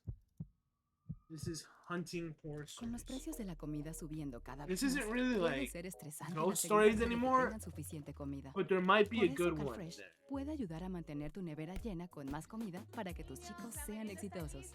Aprende cómo en calfreshfood.org. Hey guys, Fresh Manscaped food, and the wonderful. Testicular Cancer Society have partnered up to introduce the TCS Special Edition The Lawnmower duality of 4.0 ads, right? below the waist trimmer, in hopes to remind men to check themselves once a month, and that together we can shave them to save them. So this lawnmower has the same amazing skin-safe technology as the original, which helps reduce nicks and cuts while trimming those sensitive areas. It's also waterproof for easy cleanup. Oh, and since you're in a nice warm shower and freshly trimmed, why not take a minute to check yourself for any lumps or bumps down there? Remember to see a doctor right away if you find something out of the norm. 99% of early detected cases are curable. This TCS Special Edition trimmer is accented with some great looking purple design features, from the indicator light all the way to the charger and USB cable. And of course, it is equipped with the same powerful 7,000 RPM motor, LED light, adjustable guards, and a wireless charging system that the standard lawnmower has. So, what are you waiting for? Order your TCS Special Edition Lawnmower 4.0 today at manscaped.com. And together, You know we what? can It's because save I remember the balls. vanilla you played. This one's more decadent. Oh, I always love looking. During hunting season, at least once a year, I try to travel up to Maine and rent an Airbnb to go hunting. I never bought my own place because I can't really afford it just for a single trip every year, so doing a Yeah. weekend rental makes more sense for me. Plus, I'm not exactly an expert. I'm still trying to get more experience. Some years I'd go with my uncle, but in recent years he hasn't been in the best shape health-wise and he's not really up to it anymore, so I've been going alone more recently. Last year, which was 2022 at the time I'm writing this, was the last season that I went hunting. It was November. The Airbnb I rented was near a national park. I arrived late on a Friday because I had to come home from work, get ready, then head out on the road trip. When I pulled up into the long stretch of private dirt road to get to the cabin-type Airbnb, it was pitch black outside, and it was dead silent too. This time of year, there's obviously no bugs or crickets left, so the nights are dead silent and dark up there, especially if the place you're staying is secluded like this one. I pulled up as close as I could to the cabin, and the owner told me the key would be hidden under the mat. Sure enough, it was there. I brought my 2 bags inside the cabin and unpacked my things onto the bed in the 1 bedroom. It was a very cozy cabin, and the owner already had the heat turned up for me, which was nice. Maine gets pretty cold up there in November. Oh, There for was sure. cable and The Wi-Fi budget's in too this snowing. Airbnb, so I set an alarm to get an early start at dawn, which in my opinion is the best time to find deer or even moose if you're lucky. The next morning, I was up as soon as my alarm went off, and I was out in the woods in less than half an hour. Since this was foreign territory to me, I posted up behind a blowdown I found, some knocked over trees. Usually this would now be a waiting game, but I heard a man's voice call from behind me. I had a mini heart attack and turned around to see some man with gray hair, but who looked like he was only 50. He was approaching me slowly. I would probably He not said approach him. I don't know slowly why. in a very angry just- sounding voice, I don't know. I'm, "What like, the very hell anxious. are you doing here?" Around people I that I responded, don't know. "Excuse me?" He said, "Hunting is restricted here." I actually was unaware of this, and when I explained this to him, he said, "I watched you ride up here. You best leave the way you came." This scared me. I said, "What do you mean you watched me ride up here?" He told me he always sees people riding up to that cabin, always out-of-town folk who come up here for the wrong reasons. Oh. I apologized to him and told him I'd leave. I grabbed my things and started walking back the way I came, and when I looked behind me, the man was gone, out of sight. I That's walked back scary. to the cabin, then took my car and drove to a different park that, according to some website, allowed hunting. Yeah. I posted up there and had a failure of the first half of the day. Around midday, I went back to the cabin to just regroup and have a meal. But when I got back to the cabin, Everything I was found that empty? the door was unlocked. Oh my god. I could have sworn I locked it before. When I got inside, I was almost positive certain things had been moved around, and Oh, the for zipper to sure. my bag was unzipped. I couldn't remember if I left it zipped up or not, but it was typical for me to always keep my bag zipped up. I just checked every room quick before settling down.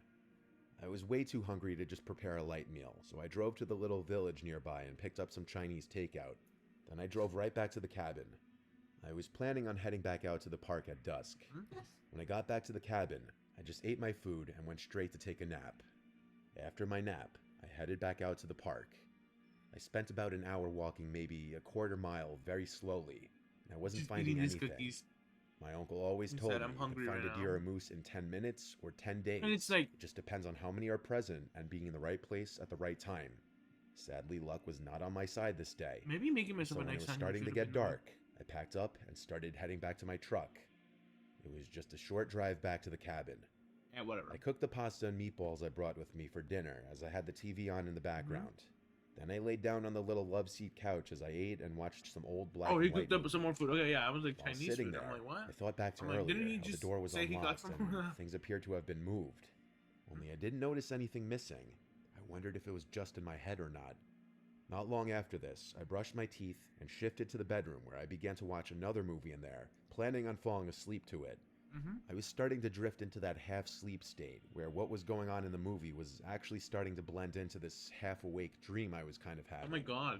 Until I heard the distinct sound of a door clicking open that snapped me out of my half-sleep. I groggily looked up and noticed the closet door in the room was now cracked open. This immediately woke me up completely. Now, the door being unlocked and belongings potentially being moved did not seem like a coincidence. I waited a moment, then got out of bed, went to my hunting pack, and grabbed my CZ-75. I went back to the bedroom, turned on the light, and pointed my gun at the closet door. Yeah, I yelled, I would "Come do out the now same. or I'll shoot."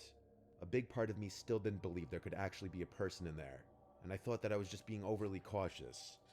But when the door actually pushed open, I was in pure shock.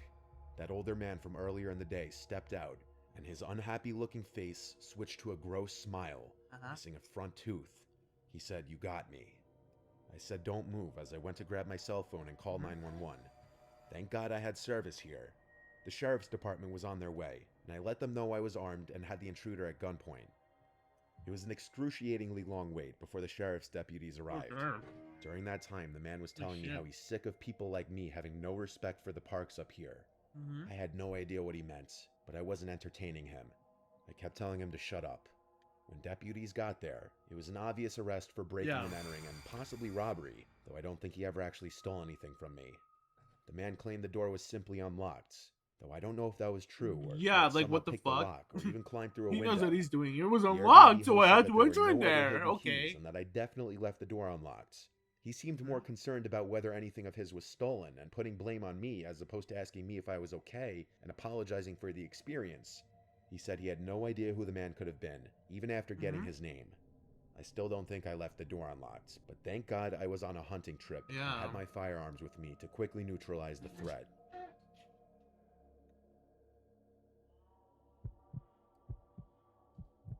M-O-line H. I was 14 when this story took place. It was my first year Here's the hunting deer with second my story family. of To 4. be specific, my father, my cousin, and myself. To paint a picture, my blind was 2 miles south of my father's, with his stand being 9 miles southwest to my camp. We drove a four-wheeler I think about blind is a 100 yards concealment away from his device. stand. The shelters. Hold up. I think blind is a concealment device or shelter for hunters or gamekeepers. Designed to reduce the chances of detection Southwest by to my animals. camp. We drove a four-wheeler about 100 yards away from his stand, which left me with a while to walk before I even got to mine. I live in northern Michigan, and during the winter, it gets dark quickly and early. It was around 4 p.m. when I started to get cold and decided to close up my tent. I was hunting with a .243 rifle that had a pink camo cover on it with a strap around so I could hang it off my back. I closed up my blind zippers and put my garbage away in a bucket I had. As I was throwing away my trash, I heard a couple leaves crumble, so I immediately turned my head up to see if it was a deer. After about a minute, I brushed it off as a squirrel or a bird. Disappointed, I closed my blind and headed to my I'm father's. pretty sure that's what it is. As I was taking my first steps out of my blind, I could see a fresh pathway brush through the leaves. It was a wide path, not from a small animal or even From a a deer. big one, right? I immediately started thinking a bear or a wolf, so I started speed walking to where my dad was. I started to panic as it started to get even darker and I was still roughly a mile away. I was just walking as I was stopped in my tracks by one of the most haunting and horrifying noises I'd ever heard. The best way to describe it was a bear/man that was being murdered. What the fuck? Bearman Pig It from sounded fucking roughly South 150 Park, yards dude. back as I started to run. Running with boots and thick hunting gear was hard with 20 pounds on my back, That's how it sounded. but fear pushed me through and I didn't stop. Around 25 seconds later, I was still running when I heard it again. This time it was louder and closer. At this point, it Could've was just been like completely a dark out, boar. with the moon being the only source of light. I turned around with my headlight, and what I saw is still the most terrifying thing I've ever seen. Around 50 yards away, I saw a black figure in the dark, illuminated by the moonlight Are behind there it. boars in It was Michigan? around 10 feet tall and A few skinny. years ago, many of the wild Without boars. thinking twice, uh, I started Michigan running, preserves trying were to get my imported, gun off my back. Were imported from I didn't know Canada. where I was running, but I just ran. I ended up on a road that I recognized as Rabbit Road. Oh, okay, so the they're road that like connects my intrusive. camp with the entrance to the hunting area. I ran on the road until I got to my camp. By the time I got into sight of my cabin, I turned around again and saw it again, this time further away. It was still standing up, and I can only describe it as a tall, black, skinny figure. It had long arms and long legs. As I got on my cabin steps, I threw up from exhaustion Oh my and God. continued to vomit for about a minute, as I later then passed out. I woke up to the sound of my dad's four-wheeler turning into the cabin driveway. I started crying as I ran up to him, hugging him. I quickly told him the story of what happened and how I ran back without stopping. He didn't believe me at first, but as we got settled inside, his face started to change as he saw the desperation in my eyes. I didn't sleep that night, or for weeks after. People have told me it was most likely a bear, or I was just seeing things, but I know what I saw. I'm older now, and I Yeah, only mine hunt bear with pig. someone with me. I also hunt with a bigger gun because it gives me reassurance that I could shoot something larger. As I'm writing this was the most scary experience of my life.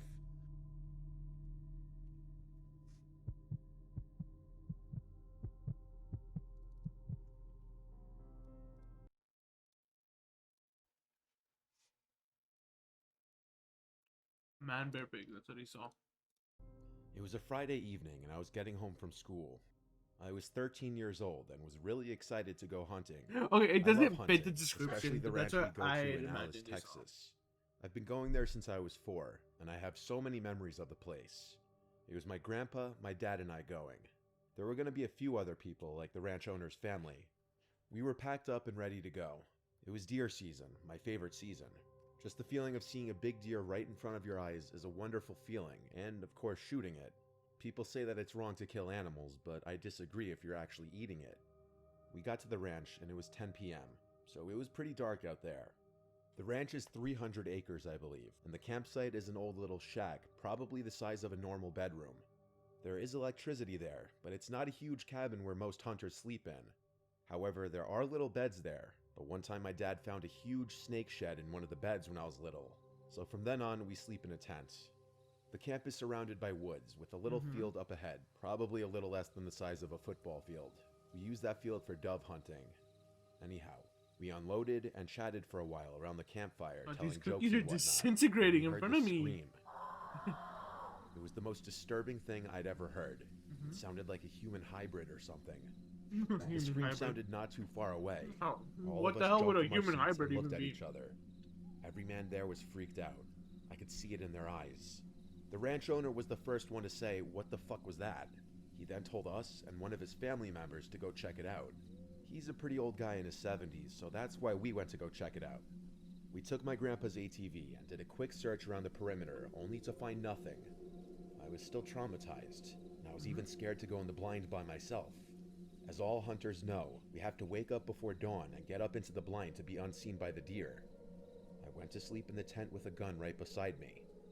I woke up to the alarm and got ready. I was scared of being left alone in the dark, even though it was only an hour or two before dawn breaks. I was still petrified by the scream, and it still echoed in my mind today. My grandpa dropped me off at the blind with his ATV and left. My dad was already in his position. My grandpa's not a soft grandpa. He expects you to know it and do it. Him being him, he just left me in the dark, expecting me to find my way up to the blind myself. So I began climbing up the ladder and began navigating with just my hands. I got into the blind and waited for the sun to peek out. 20 minutes passed and it was still dark out when I noticed something in the middle of the trail. I couldn't see well. This is like 6 but I thought hours it was in the it. right time to use a 6 night by vision 4 is sight that 24 my uncle hours, had right? given me. So I was excited, expecting a big for deer, 6 hours, but when I put my eye I into ate the it sight, at what I saw still haunts so me at today. 8, I have to take my medication. I don't so care if you believe that's me or why I'm not, like but I was snacking, right? expecting It's a like deer, only to find a person walking towards the woods. It was distorted looking, but had the same outline of a person. at I around don't know how it spotted me, but I saw it turn and face towards me. Now the night vision is not super clear, so I couldn't see its face, but I could see it was looking straight at me. 1, 2, Then 3, what I heard next 5, will stick with me for the rest of my life. It gave out the same exact blood-curdling scream as the night before, only louder. At that moment, I cannot describe the fear I felt. The word fear is not enough to describe how I felt.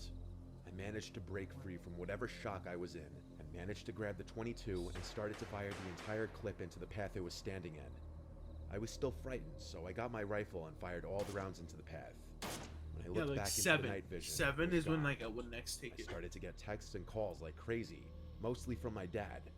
I told him what happened, and he had heard it Is it too. morning? And so did my grandpa. Noon, I evening. still go there to night. hunt, but it has not been the same peaceful hunt. Night. Now when I hunt, I go with my I wish dad I had the label. because I'm I scared that threw it thing away might already. come back. I don't know what that thing was. Oh no, it's right here. But whatever it was, it survived 25 rounds from a .22 and 4 rounds from a .243. Yeah, 1 tablet Because morning. when we went to go 1 check, tablet there were no evening. signs of blood or anything. But I not kind of took even it like 10, footprints. which is closer to I like know it was midday. still dark when I fired all those rounds, but I know for sure at least one of them had to hit whatever that thing was.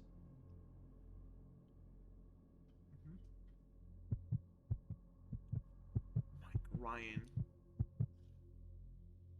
It was the fall of 1986. I was 23 years old. I'd never really been scared in the woods before, honestly. I always felt like the wilderness was my safe place, somewhere I could go and relax and get away from the stresses of life.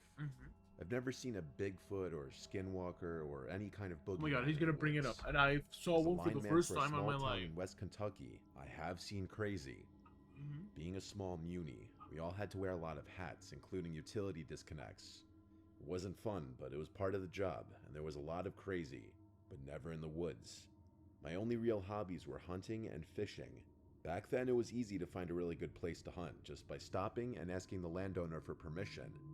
Most were eager to have the deer population thinned out, as they were really destructive, eating young soybean crops. And this was coal country, and back in the 50s, there was a lot of strip mining that left a lot of land unusable for building and farming, so much of it was open for hunting. It was October 1986. Daylight savings time hadn't happened yet, and it was still daylight till just after 7 p.m. I left work at 4 and Wait, ran home who to change into my followed? camo. It was bow season in Kentucky, my favorite season. I was gonna Who hunt in an area followed? that was special to me. It was in an area we'll call Coon Ridge. This was a very remote area with broken farmland and wooded areas.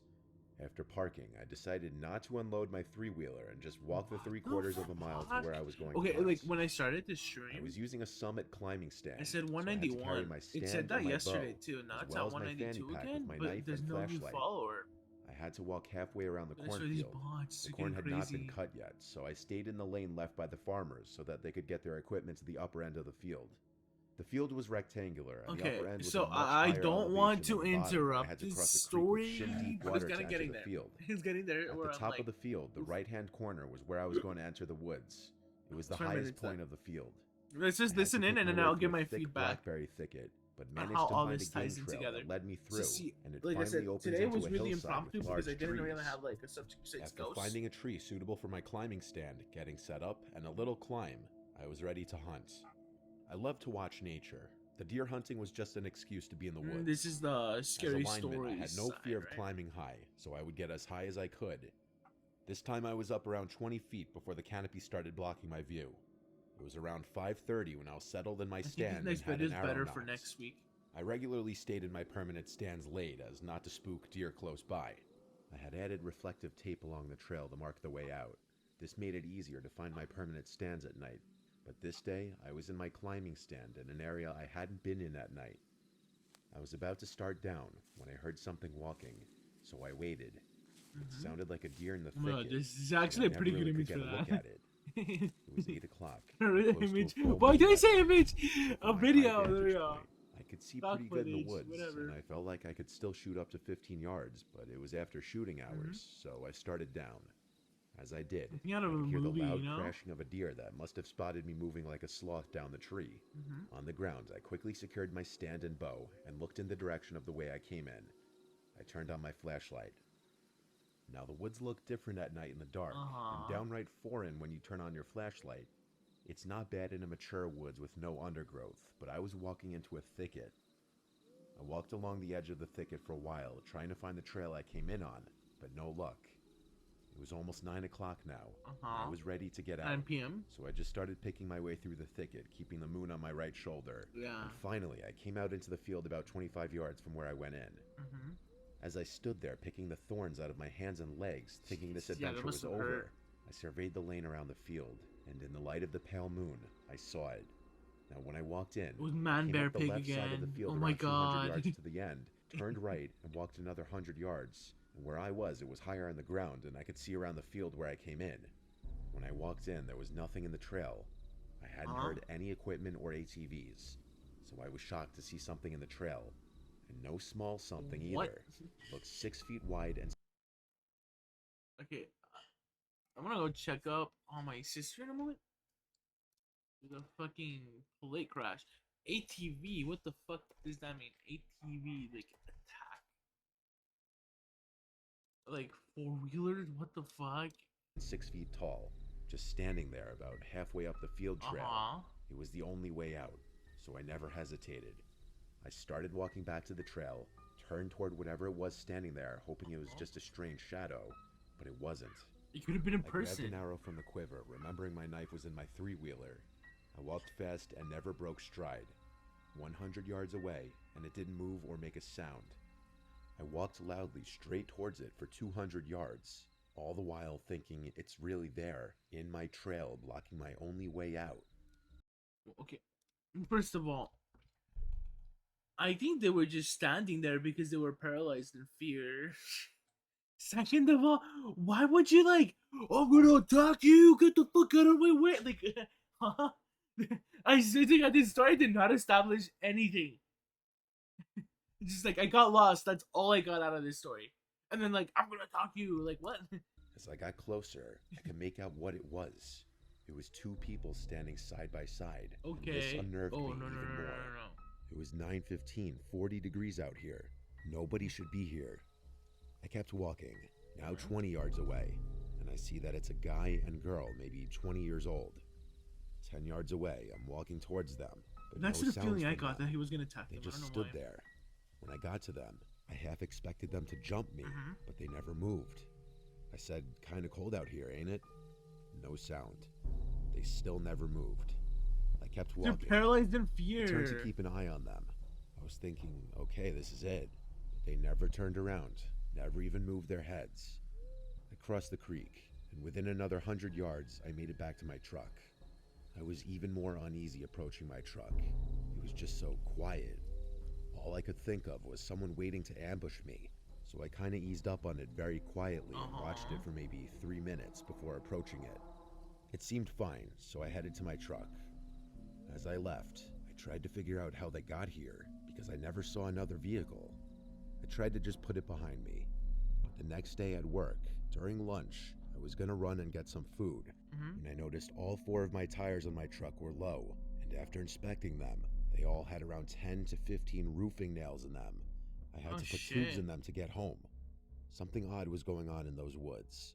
Somebody most certainly did this to my tires while I was parked in them. After this, it always felt like someone was watching me when I was hunting in that area. That's why I stopped going alone, and I never parked off the main gravel road again. I never found out who those 2 young people were, or who punctured my tires. Yeah. Dang, that's... Yeah, these are good, like, campfire stories. Okay, that last story kind of got better at the end. I'm not gonna lie, you just had to hear it down.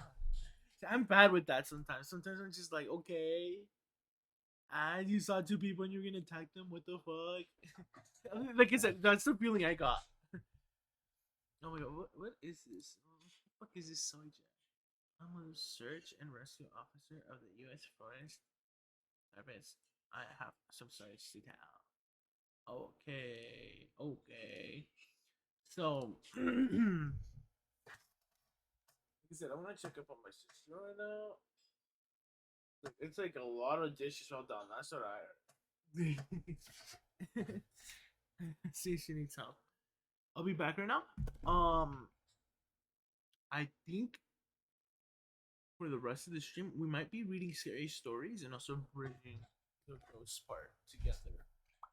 The ghost topic, yeah. So I'll be back in a moment. Yeah.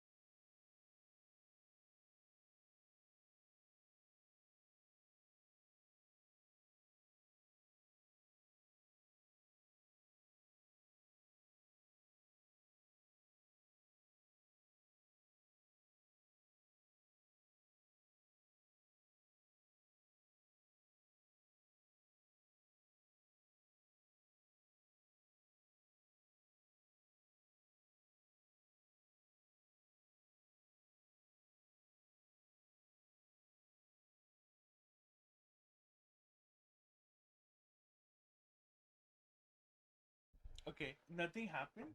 She said the dishes did fall, but like they didn't crack or anything, so she has it under control. I am gonna take a fucking. I want to. I want to. I want to. But I'm not. Probably. Okay. You know, I'm like kind of getting like, hey, when am I gonna get a notification from my partner? She sent in the code that was. Okay, it was weird. It's like, oh, I'm like using like exec L fork whatever the fuck else. With weight and F gets to like make like a shell. And like I almost got there, except like the way I have it organized right now, it's like it's always say like there's an error with one of the there's an error with your code, there's an error with your code, and it's just like okay, where's the fucking error? And it's just I'm debugging through Visual Studio Code and not Visual Studios Microsoft, right? Where Visual Studios Microsoft is just infinitely better with the error messages, right? So I'm just so fucking annoyed. so fucking annoying. And yeah, so I sent whatever I had to my partner in the class, and yeah, he's supposed to probably reference it. I mean, I hope he's referencing it right now because like we're on different schedules, right? Maybe he might look at it tomorrow or something. We do have until Thursday, but it's just a little thing that's been stressing me out, right? So yeah.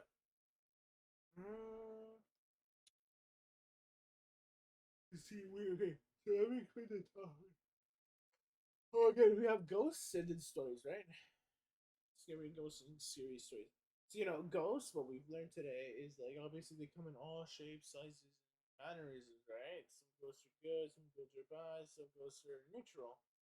Some ghosts are obviously feminine, some are masculine, some are old, some are young, etc., etc. Some are more foreboding, some are um accommodating is not the right word, but like they're a sign that like, hey, something's gonna happen, you shouldn't be here, right? Um, and yeah, there's a lot of that. And scary stories. When it comes to scary stories, like the ones we just watched, there's a lot of different narratives and narrative devices, and whether it be like the ghosts that come up in them or the cryptids, the characters that are just part of like literary the internet's literary. I don't know how to say that. I don't know what the point is I'm trying to make. It feels like feels like this is what I'm trying to bridge. To bridge together when it should be bridged like this, right?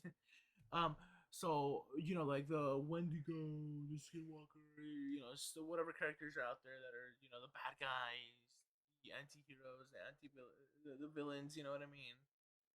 Scary monsters. Those plot devices are um in the case of like the one where I was mocking it, like Man Bear Pig, right?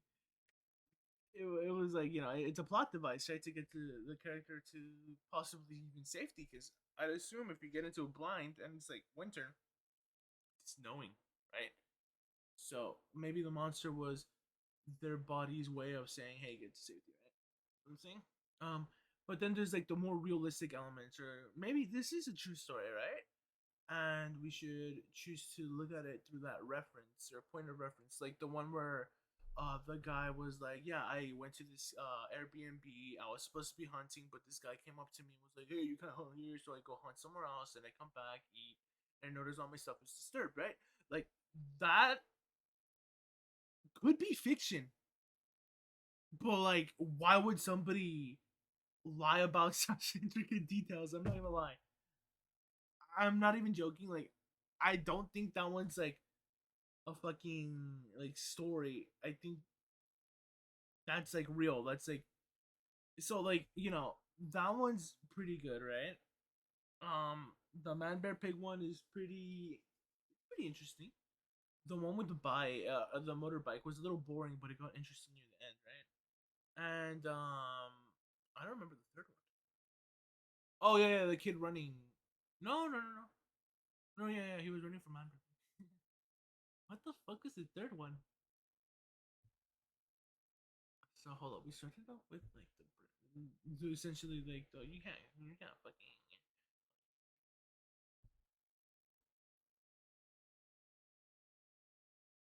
wait. Does he say the stories here?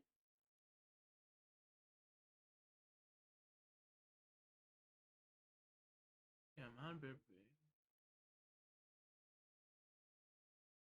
Time hadn't happened yet, and it was still daylight till just after 7 p.m. I left work at 4 and ran home to change 22 and started to fire the entire clip into the path it was standing in. I was still frightened, so I got my rifle and fired all the rounds into the pad. But whatever it was, it survived 25 rounds from a 22 and 4 rounds from a 243. because when we went to go check, there were no signs of blood or anything, not even footprints. I know it was still dark when I fired all those rounds, but I know for sure at least one of them had to hit whatever that thing was.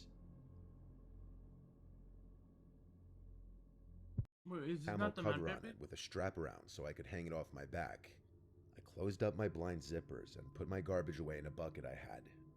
As I was throwing away my trash, I heard a couple leaves crumble, so I am up and ready to go. It was deer season, my favorite season. Just the feeling of seeing a big deer right in front of your eyes is a wonderful. Man there was freaked out. I could see it in their eyes. The ranch owner was the first one to say, "What the fuck was that?" He then told me the way up to Oh, the blind yeah. myself. So I began climbing up the ladder and Yeah. Okay. Yeah, this is the third one kind of went over my head.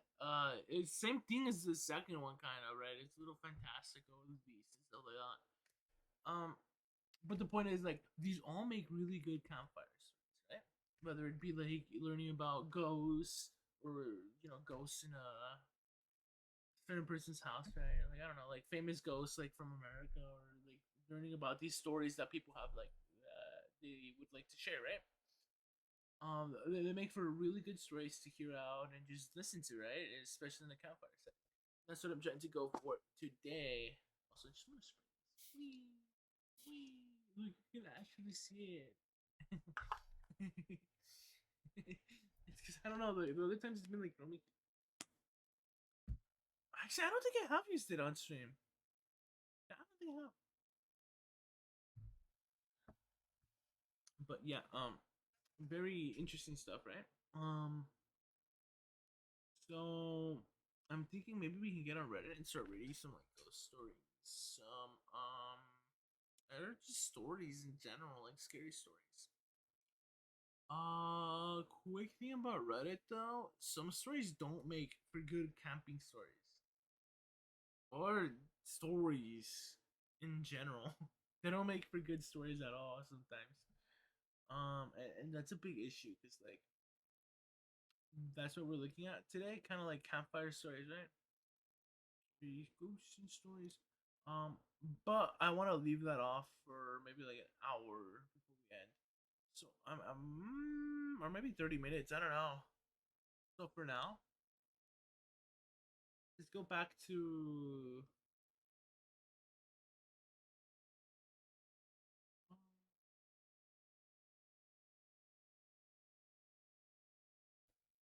Scary. Let's go to something older, right? Scary.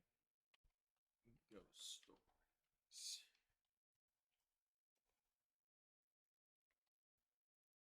Before 2016.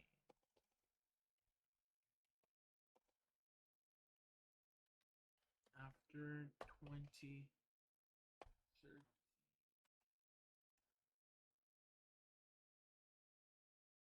Oh, 15. Very scary true ghost stories. Let's just listen to some of these. This is top 15. I'm not sure if they had like Shift into anything you want. I can shift only between this and my natural form. Mortal Kombat 1. I can't skip any of these ads. Terrorized, run Stupid out, YouTube. freak among my people. You misread Oh my intentions, god. princess. Yeah, I'm gonna mute this. Chances are they're gonna fucking copyright strike me because of this shit. Just this one here. Oh my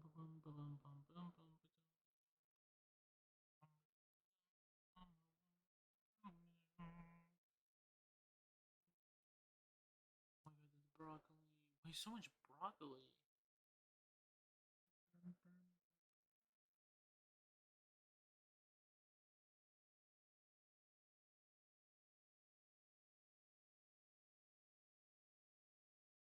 Who the fuck? Reddit, the front page of the internet.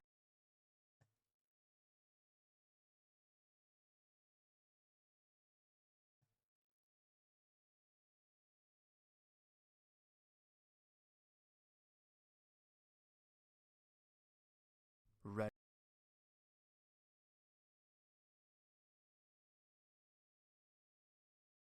Reddit. We'll listen to The some front- of them.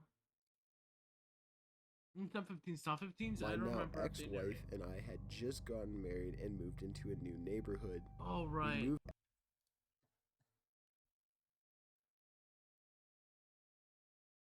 Yeah, this is old. When was it? 2015. Oh. Oh my god, he came back to upload again. Fucking look, there was like a hiatus. Like literally 2 months ago, 1 month ago, 3 weeks ago, 3 days ago. Ooh, mysteries. Maybe okay, if they actually are mysteries, maybe we can watch that. Because usually, oh,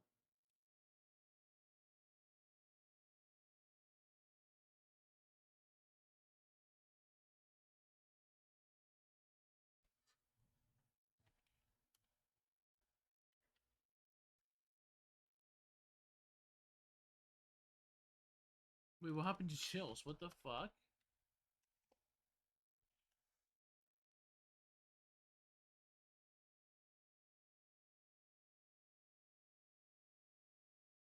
What the fuck? Why is his other channel just like not linking? Okay, that's kind of weird. I don't know why that happens. Number 15. The disappearance of Antoinette Caidezio. On April 6, 1986, Antoinette Caidezio. Why does it sound different?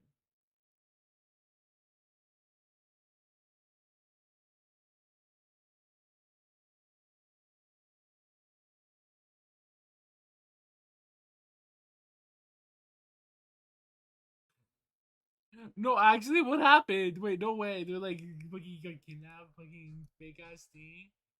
Is he actually gone? No way. Coming up in this video.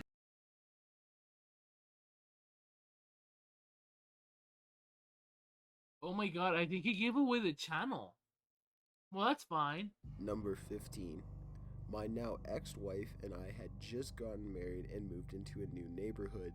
We moved in the winter, and as spring came, we noticed there were multiple dead animals, birds, squirrels, and raccoons in the yard.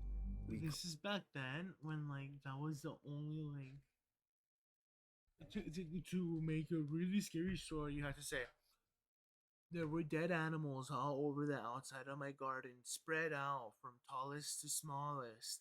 And not only that, there was hyper realistic blood coming out of the sheets of my blankets. Oh wow, look at the sky. It was falling apart, and I could see so many pentagrams, and the devil came out of the pentagrams and grabbed me and took me to hell. In thinking of Jesus Christ, I could only believe that Jesus Christ was my savior and I got saved. Please do not play with Ouija boards. Like it was back then when all the stories are kind of like that. Improvements to the outside of the house and painting on the inside. I started to notice strange things going on. Keys not where I left them, stuff like that, small. I thought I was just being forgetful. Then things slowly started to escalate. Well in bed, I could swear I could hear a barely audible conversation, like a radio in a far room. As soon as I would try to focus on it, it would go away. I started to hear footsteps at the other end of the house. One night, while laying in bed, I heard a huge crash which woke me up out of dead sleep. I went into the kitchen and saw my kid's hamster cage on the floor about 15 feet from where it was. It's like they have put to use it the on the fridge at animals and night abuse because them we in had a fucking cat stories. and didn't want it getting to it. Now I know what you were thinking. Cat knocked it off. But this cage had to fly over a breakfast bar and a kitchen table to get to its resting place. Then things got ugly. I would be sitting at home watching TV and I would have this uncontrollable thought. What would it be like to be possessed? Or, I want to be possessed. I couldn't get this thought. What the fuck? Oh my god, this is so stupid. I had this uncontrollable thought of what it would be like to feel possessed. And the chilled voice doesn't help either. Oh my god, that's so fucking funny. Out of my head. Story. Couldn't concentrate on anything but that. I would literally have to say in my head, I love God, I love Jesus, over and over to get this.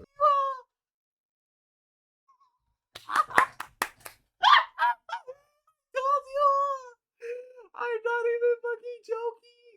It was during an era of that. God! I swear to God! It's like. I'm not, see, some of this shit sounds like I'm making it up, but I swear to God, it was during that era. Original thought out of my head. I need to add that I am not a religious person. As soon as I would leave the house, I would be fine. Not one thought. But as soon as I pulled in the driveway, it would start up again, uncontrollably. I thought I was going crazy. I sat down with my wife and looked her dead in the eyes and said, I think I am going crazy. I've been having weird thoughts. She turned white, and before I could say anything more, she said, that you want to be possessed?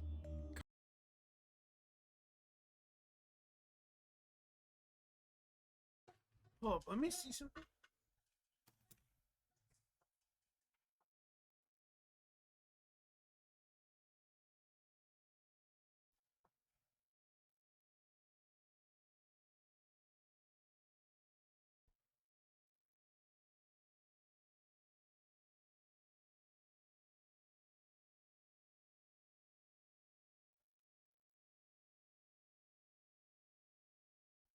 It literally sounded like something was scratching on my windows.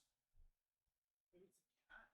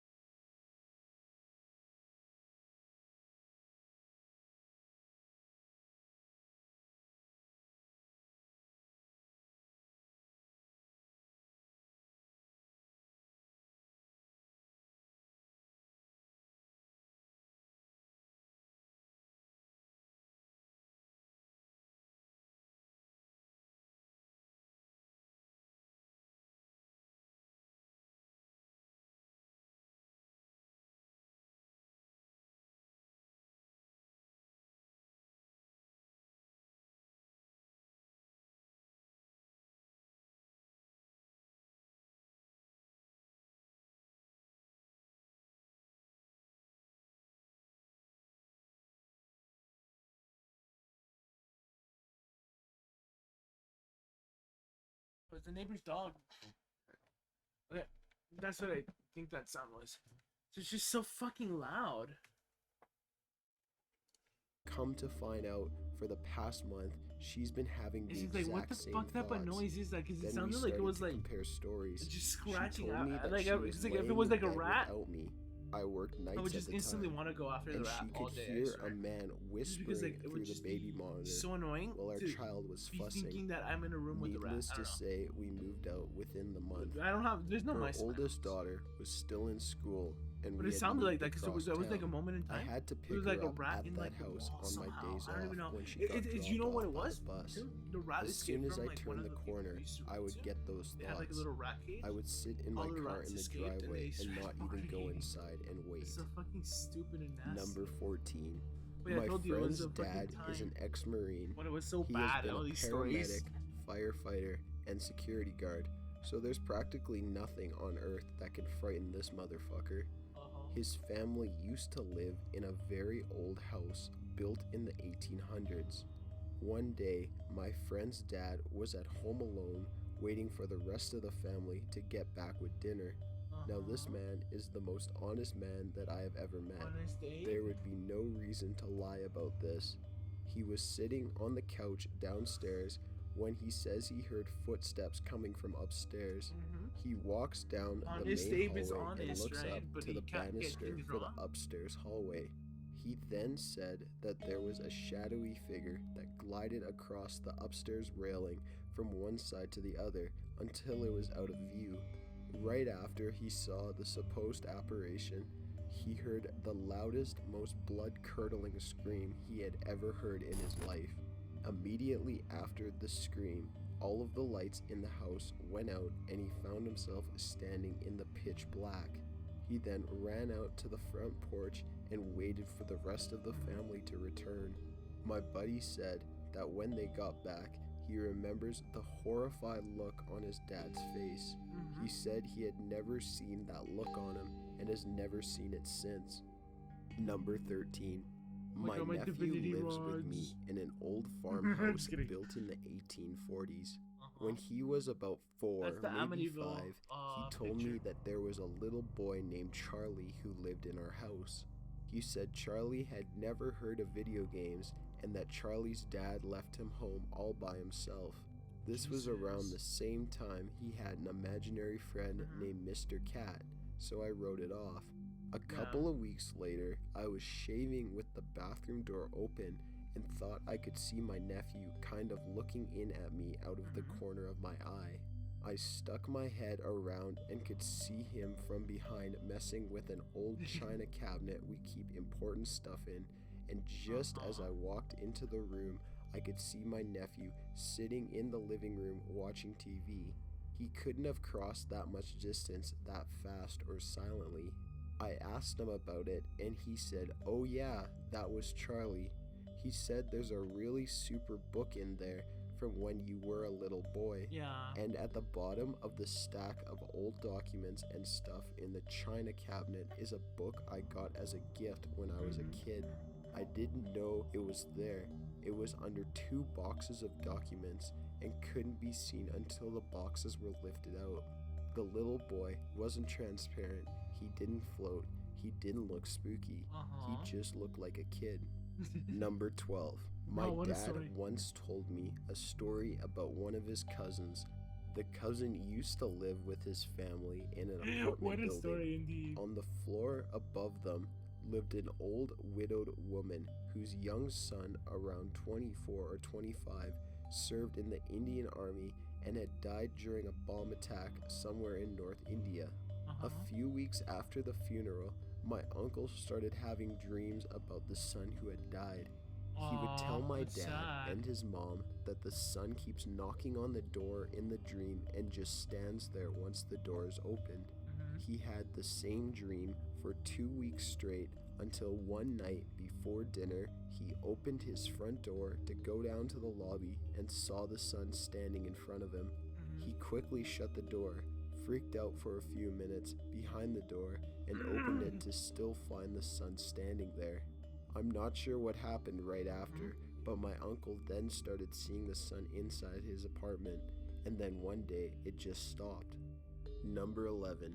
I have a coworker. Maybe he was like unwell. I don't know. When I think of that, I think like, oh my god, he like broke down and he's going crazy, and then like slowly but surely he gets like the support he needs and then gets back to normal. Right? Male, aged 45, who is a no-nonsense sort of fellow.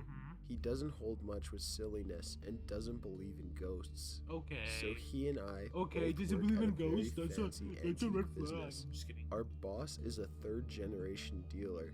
His personal collection rivals the best in the world. Because of this, when he goes away, he doesn't just have a security system, but a house sitter as well. The job of house sitter almost always falls to my coworker. The house is located in rural Connecticut. It is a circa 1780 center chimney colonial. It was originally built by a prominent and wealthy family in this corner of the state. The house has a couple dark and ominous, fully substantiated stories attached to it. The one that is most relevant to this story, however, relates to a young son of the family who lived in this house circa 1820. During his late teens, he developed a mental illness. Based on the stories surrounding him, one could assume it might have been schizophrenia. Anyway, the family, not knowing what to do with their violent and unpredictable son, locked him in an upstairs bedroom and fed him through a hole that was cut in the wall.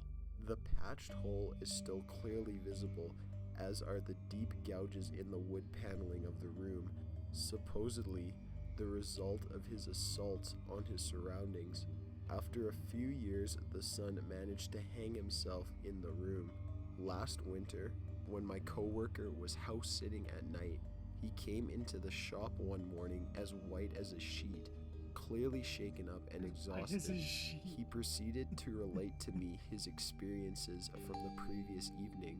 He had been sitting downstairs in the keeping room at about 10 p.m. watching TV. He started hearing strange sounds coming from upstairs, movement and shuffling. He turned the TV off so he could listen better. The movements continued for about 30 seconds while he listened. He decided a bat must have gotten into the house, not uncommon in an 18th century building. As he climbed the back staircase to investigate, he distinctly heard a man's laughter coming from the bedroom at the top left of the staircase, the bedroom where the son had been imprisoned and committed suicide. He said all the hairs stood up on the backs of his arms. He describes the laugh as not good, not happy. At this point, he lost all desire to investigate further, scurried back down the stairs, and poured himself a tequila and water, which he slowly sipped while listening to the occasional shuffle or bump from the bedroom. He slept downstairs on the couch that night. Number 10. My grandpa on my mom's side died way before I was born. At the time of his death, my parents had 3 children. A night soon after the death of my grandpa, my mom and dad were in their room lying in bed, and she was crying to him when she said, "Who's gonna take Dustin, my oldest brother, fishing now?" Immediately after this happened, they heard a sound of glass breaking coming from outside their bedroom door. My dad grabs his shotgun and leaves the bedroom to check things out. When he steps out of his room, he notices a picture frame lying face down on the floor. This picture frame was supposed to be above the fireplace, about 20 feet away from his bedroom door. He picks it up, and it's a picture of my brother and my grandpa fishing. He put the house up for sale the next day. Number 9. My dad's side has stories. He used to tell me stories of his old house where he grew up. There are a couple of stories he told me, and they were also backed up by his mom and brothers when I asked them about it. Apparently, stuff happened to them too. Story goes that he was around 10 and home by himself reading comics in his room. As he was reading, he started to hear footsteps coming from the kitchen area. He was about to go and see if it was his brothers or parents coming home, but he got stopped dead in his tracks when he got an overwhelming sense of fear. As he was debating on whether or not to go, he started hearing what sounded like large, heavy coins dropping into a bucket full of more coins. This went on for less than a minute. He was torn between wanting to go out and see what the sound was, and between being scared to shit. He ended up sitting in his room until he heard his dad drive up. There were a couple other stories they told me about the house. Strange noises, dishes falling out of cupboards, shadows running around outside, a lot of crazy other stories. I never was allowed to stay with my grandma at the house by myself, and always got a really weird feeling when I would be by myself in their back. I'm not gonna lie. That sounds like well, all my cousins seek in my house. And like literally all my cousins, my dad's family, my mom's family, some family members are like, tu casa está embrujada. Oh my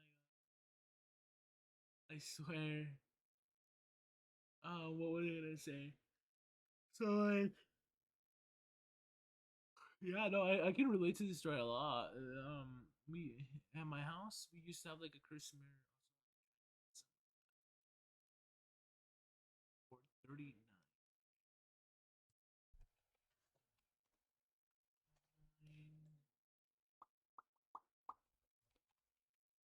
7.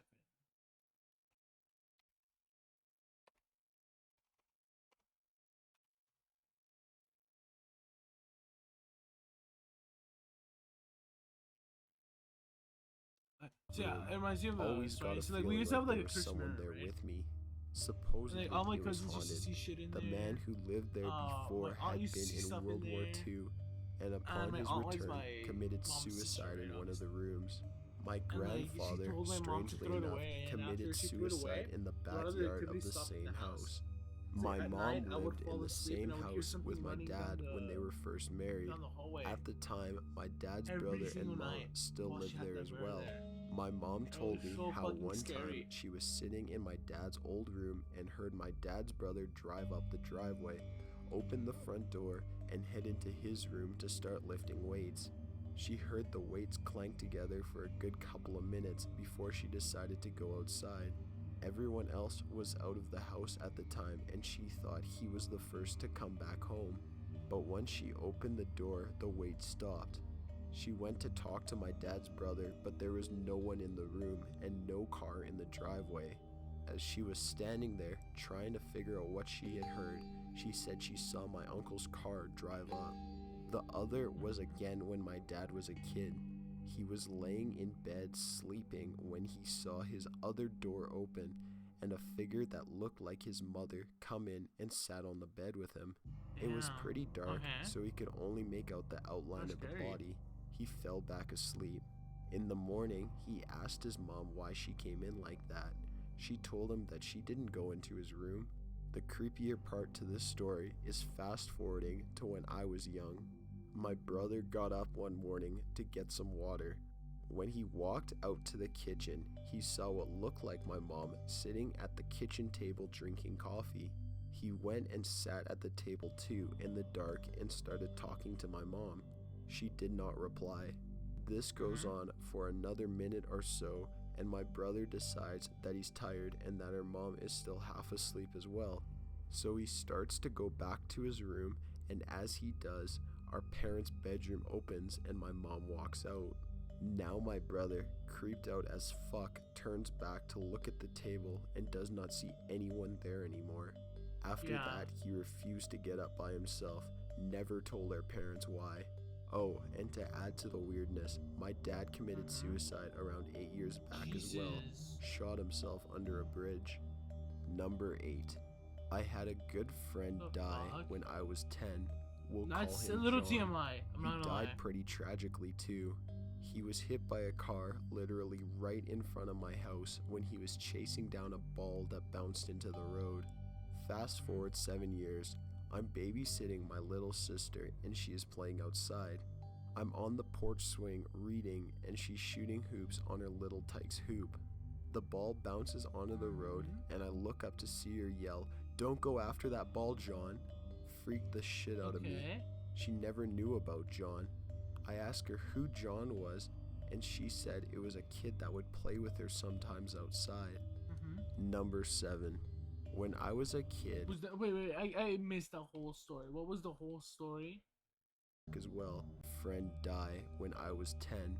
We'll call him John. He died pretty tragically too. He was hit by a car literally right in front of my house when he was chasing down a ball that bounced into the road. Fast forward 7 years, I'm babysitting my little sister and she is playing outside. I'm on the porch swing reading and she's shooting hoops on her little Tykes hoop. The ball bounces onto the road and I look up to see her yell, "Don't go after that ball, John." Freaked the shit out of me. She never knew about John. I asked her who John was and she said it was a kid that would play with her sometimes outside. Number 7. That's scary. When I Oh was my a god. kid, I did yard work for this incredibly lovely old couple. They told me that when they moved into their house, they had to empty out a few of the rooms and closets of the previous owner's stuff. After that, they heard bumping sounds like someone wandering around the house in the dark. They called the previous owners to ask if the sounds were a normal thing. "Oh, you emptied out the upstairs closet, didn't you? Just put the cane back in the closet so he can see where he's going. Without it, he just stumbles around bumping into things and making noise." They put the cane back and the noises stopped. They left it in that closet for over 30 years until they moved out. I was helping them clear the house when I saw this cane. It was a pretty normal wooden cane with a rubber knot on it, but it had these scorch marks on the end like someone used it to poke out a fire. Then they gave me it. Number 6. Okay, let me start by saying I've never experienced a single paranormal experience in all my 28 years but this one. It happened last year and it still haunts me. The fact it is so incredibly intense and real makes it so much more crazy. I literally start shaking when I think of it. I've only told 3 or 4 people. Here it goes. Okay. Was sleeping next to my girlfriend, now wife. She gets up and starts walking around the room with the lights off. About 5 minutes later, she gets back in bed. A few minutes later, I feel strange and look over at my wife. She's sitting straight up. I turn on the light and ask her what's wrong. I get no answer, no acknowledgement, except she starts to kind of breathe loudly. I say her name a few more times and get very little back from her. I start to shake her. I'm really scared she's having a stroke or something, and say her name over and over and over. She finally looks at me and gets this sneer on her face that really freaks me the fuck out. This is the point where I really start to feel like something is really off. I start to say, "What's your name?" as though I'm talking to someone who just hit their head. In other words, I'm trying to ask her to remember her name to try to draw her out of whatever has her head in the fog. I ask her a few more times, looking in her eyes, when all of a sudden her pupils dilate to the point where they are black. I mean fast too, like from normal to black in a split second. Right after this happens, she says, "The devil." It comes out of her in this voice that is not hers. I freak the fuck out, grab her and start praying, like really praying, commanding God to get whatever the fuck has just taken over my wife to get out. About 15 seconds or so, my wife starts crying. I pull back a little, and she just says my name in this terrified, confused little animal voice. I hold her for a few minutes, then we talk for a few minutes. She basically says she just felt blackness for a while. She remembers coming to in my arms. That's it. So I'm not even that spiritual of a person, or at least I wasn't until that clusterfuck of a mind-altering night. It all happened so fast. I still don't know what really happened, but not a single part of me thinks there's some non-spiritual explanation for it. I feel like this story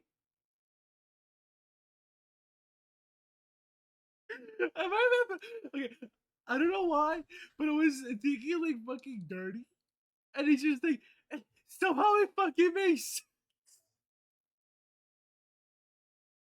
and that image just doesn't help out either. I'm sorry, it just I don't know. My It's wife just has like, never had another experience this like that. story. I was and like, I've dude, never had you another think dirty, you're gonna paranormal get a experience whole of any different kind. ending. My You brother think thinks that she just had a normally mini you're gonna stroke or get like, oh something. my god, And her from the husband outside, I would surely fucking say the saved her same from the thing. devil. Needless to say, I didn't sleep well for a while. But as nothing has happened since, Because they my had a life is crazy entirely night, back to right? normal. Number Right? 5. My parents were on their honeymoon to Key West. When they arrived at the hotel Somebody to check fucking in, made they were that told story on that the room would purpose, be I swear. non-smoking. With my dad being a smoker, they Oh my requested a God. different room. They got the room switch and went to their room. As they got off the I'm elevator, sorry. Oh, I'm just anybody. Is it like a number 6?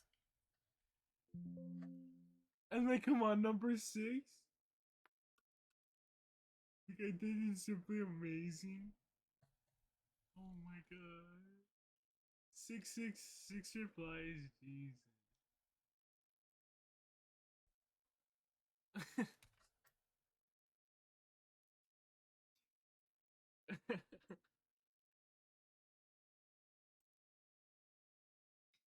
I swear, that story is so fucking funny if you think about it.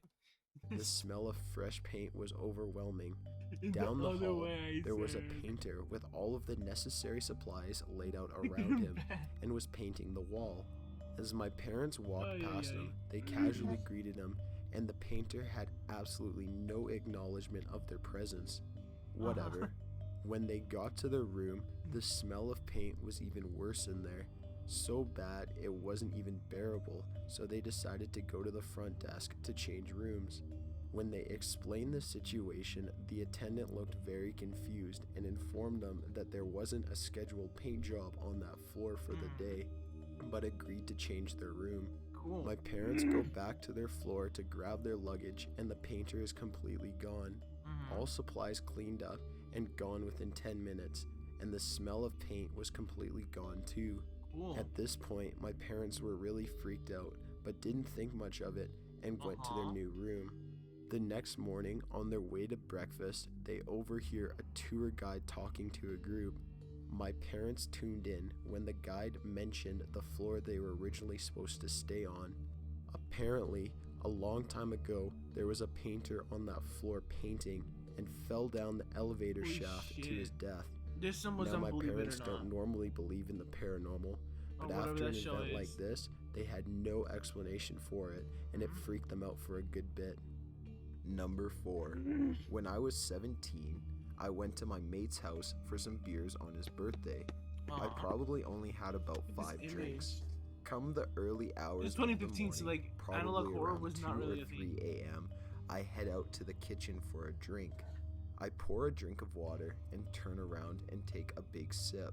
As I'm swallowing, I swear I hear footsteps. The ground in the entire room is all made up of it tiles, originates so I hold my drink late down 2000s, and early listen for a 2010s, few but like seconds. Next thing I know, I hear fast footsteps in front of me, running towards it's me. a subgenre And of suddenly, a huge cold breeze blew right through me. At that point, I just freaked out and ran back for the bedroom. I ended up waking my friend up and telling him what happened, and we listened and we could hear odd bangs and bumps from out there, but nothing out of the ordinary after that ever happened. I still always remember it though. Gives me goosebumps telling this. Number 3. Yes. My brother was getting to sleep one night when he was about 13 or 14. Getting to sleep. The lights were off, doors closed. I don't want to He read was the Reddit settled ones. with his eyes closed. So I do All have of a sudden, Lizzie, he gets that feeling that he's being scary watched by stories about someone. the The feeling becomes stronger and stronger. I so might he pulls go the on covers Reddit, over yeah. his head, curls into a ball, trying not to freak out. He But yeah, these even are starts pretty- saying the Our Father So- prayer when a so few far. lines in, he hears a voice right Some next are to good, his some are, ear like, say, "That's not gonna help you." He bolted out of the bed, down to the hallway, turned on all the lights, and sat on the stairs for the entire night. Number 2. This was the early 80s, and my sister lived in Toronto. One day, she decided to come down and see some old friends and visit with our parents, who live in a rural area. She stayed late and left around 9 p.m. This was late fall, so it was nearly pitch black. But about 8 miles into the drive back to town, the car she borrowed broke down. Luckily, she broke down in front of a house. They let her use their phone to call Dad to come pick her up. After he came down, the people let her park her car in the driveway until the next day. Why does he It like was about 10 speaking like p.m. this back when then? they started Just driving kidding. back to my parents. She decided to stay the night after this. They went through a wooded area, trees as far as the eye could see on both sides, when suddenly they hear this incredibly loud, inhuman scream that was louder than the car, even louder than the fucking radio. Dad slams on the brakes, and they were like, "What the fuck was that?" When suddenly something appeared on the side of the road. It was a fucking coyote, only it was 6 feet tall and walking upright on its hind legs. It crosses in front of the car and went to the other side of the road, and that same scream happened again, only 10 times louder than before. Dad slammed on the accelerator and got the fuck out of there. He only told me this once. but the look on his face when he told me, and knowing the kind of guy he is, I believe him. You believe Number him? 1. Oh It started when I got my Ouija board and I never read the rules. My friends were too chicken shit, so I did it alone. I talked to 2 people that day by myself. One was a little boy named Tim, who was disowned by his parents and died in the forest. The other presence was much darker. He's like, I'm and supposed for to be 2 working with my questions partner I right now. asked, it would reply death, which was not a Like, valid answer. he hasn't responded I got yet. angry with the second Like you one said. and yelled at it to prove its malicious nature to me. I mean, we didn't have Nothing like happened. a formal like, oh, we're I gonna packed the meet. board away, feeling Like, as if maybe it was me the whole like, time, which is the we common notion agreed for that we want to get disbelievers. this over with But on then Tuesday. the next so, like, 2 months happened. that's like our made up Between 3 deadline. and 4 Thursday, a.m., we have I to present, though, for consistently sure. woke up with terror sweats and felt as if I was being watched.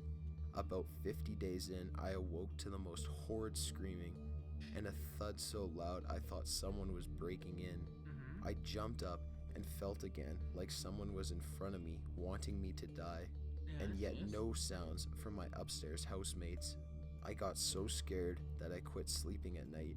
I would stay up until 6 a.m. at least to make sure that the ghost hour wouldn't affect me. Okay. But it came anyways. Oh yeah, that's something. I'll always okay. remember what happened I'll at 2 explain months. stuff. I was So, besides that, I prayed to Jesus and I got saved from Satan, sort of fucking talks and shit. There's the haunting hour, the 3 a.m. hour, 12 a.m. sometimes. Depends on who the fuck you talk about or who you talk to, right? So, like this whole thing about the haunting hour is like it's assumed that at 3 a.m. ghosts get stronger or whatever. Because of like many religious beliefs, honestly. And it's mainly in Christianity. It's not really seen in other religions. Like maybe like the people that believe in Islam and follow Islam.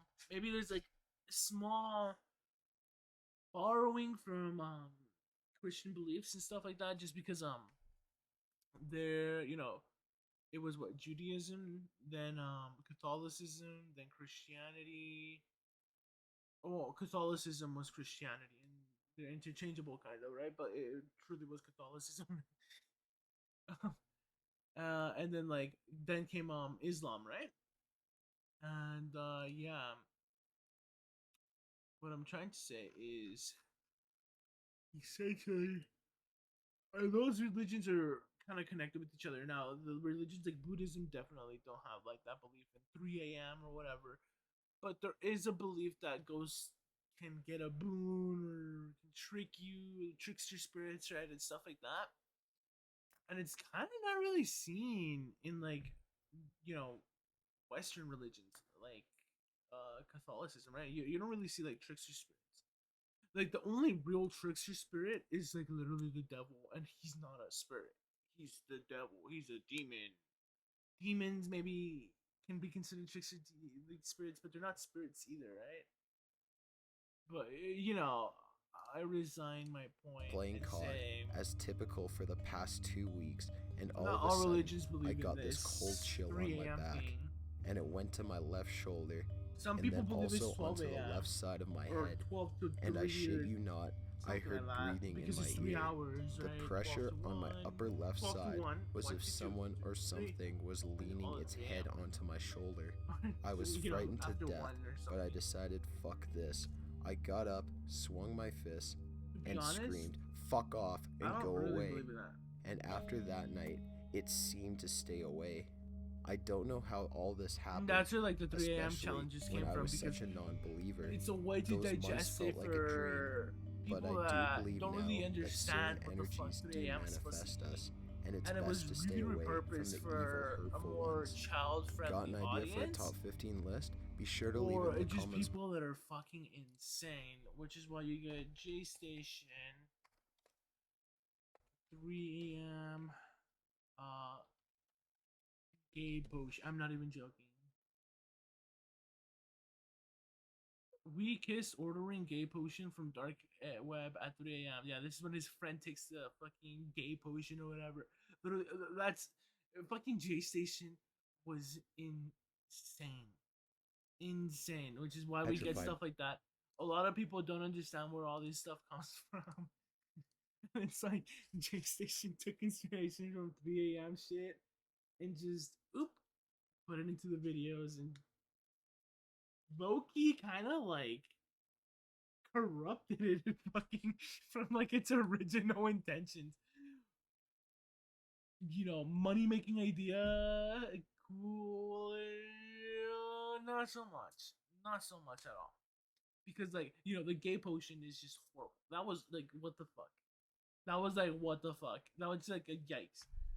Like, I'm not gonna lie, the video is fucking, it's cringe as fuck, but I hate to say this, it's kind of funny, but like, for the wrong reason.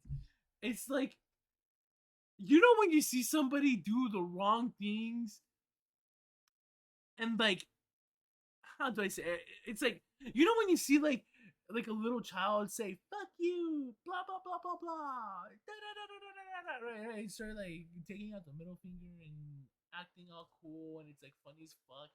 It kind of gets like that, but like in this case, of course, it's sinister because this guy's a fucking grown ass man and should know you should not make fucking videos on gay potion. Because what does that imply? That, you know, being gay is fucking a choice or whatever, right? That you can just turn gay. And then not only that, it's just like, why Kermit, man? The water's turning the frogs gay. It's like, what the fuck? Come on. It's like, dude, fuck. Like I said, it's like he's a horrible person because like it came out as well, allegations against him from his girlfriend, and you know, and that kind of got transferred over to Craniac. Same thing happened with Craniac. So we're doing the Among Us challenge and stupid shit like that. But then like his girlfriend called him out, right? And it's like it's an interesting. It's interesting that it almost happened twice, kind of. Except I feel gestation was definitely worse. Whereas Craniax is on the up, right? Not really fully there. But even then, his actions were kind of bad and are bad. Front page of the internet. Damn. An online bulletin board where you can find any and all stories. Books, this is 44 movies, true fitness, scary ghost stories from Reddit. The paranormal. So here's 44 stories taken from the darkest corner from the internet's front page. Grab a blanket, turn off your lights because this is only gonna listen to 10 one. of them. 44 Reddit ghost stories you've probably never heard before.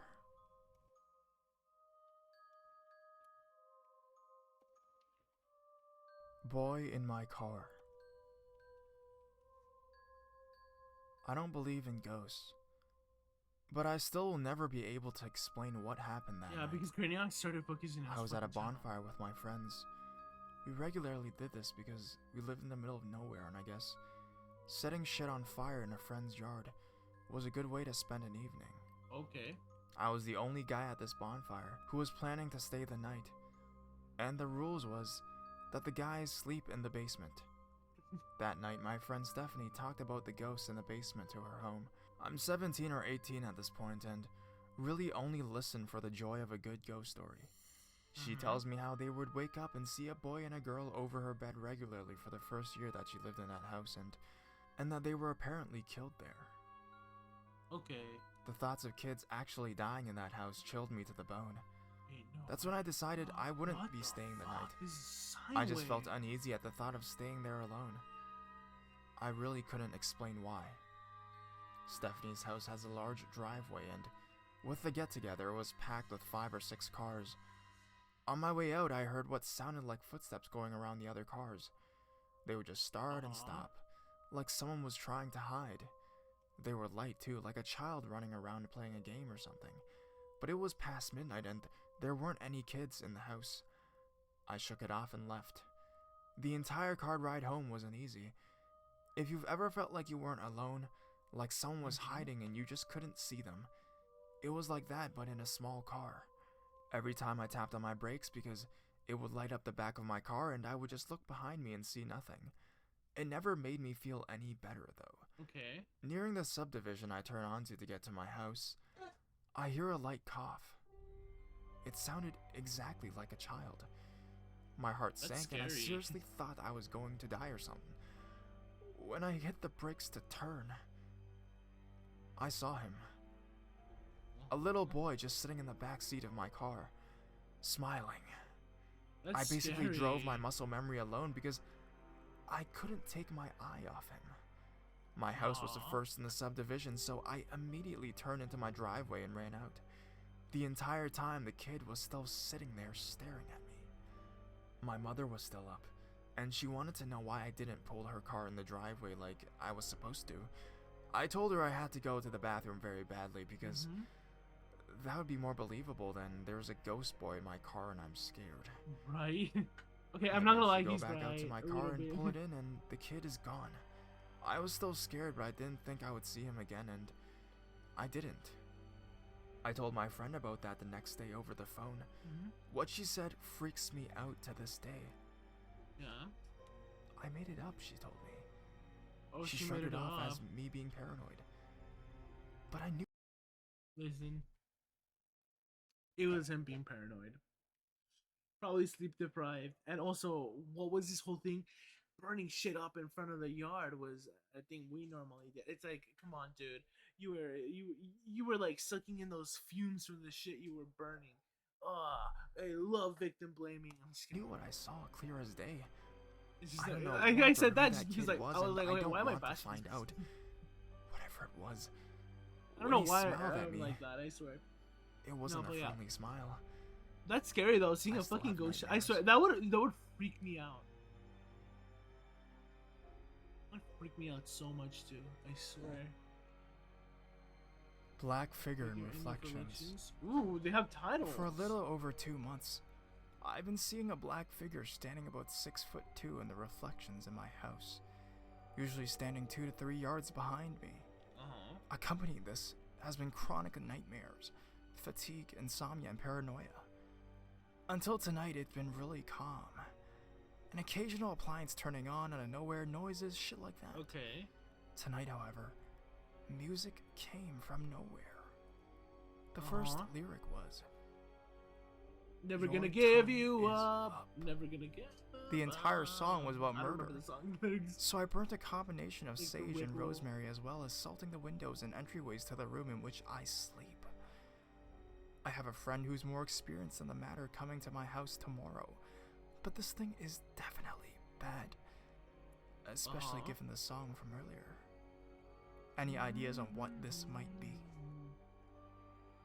No. I don't have any clue. My what it might be. uncle's Southern Belle. My uncle's been a truck driver for 38 years. No way. Since he's single and always on the road, he'll move from place to place as it suits him, often renting a house for a place to sleep while he's not driving. He often said that he spent more time on the road than in his house and thus never really felt attached to a place. During the middle of his career, he I know bought some a people small like home that. just north of Richmond, Virginia, that was nearby an old Civil War battlefield. While he's living there, he notices a haint that would make herself known and then move on. He never spent a lot of time What there, song so is this? A didn't lot of pay people it use much this. attention and decided he would simply share the place since it was hers first. He described her as a Southern Belle kind of girl whom he called Isabel.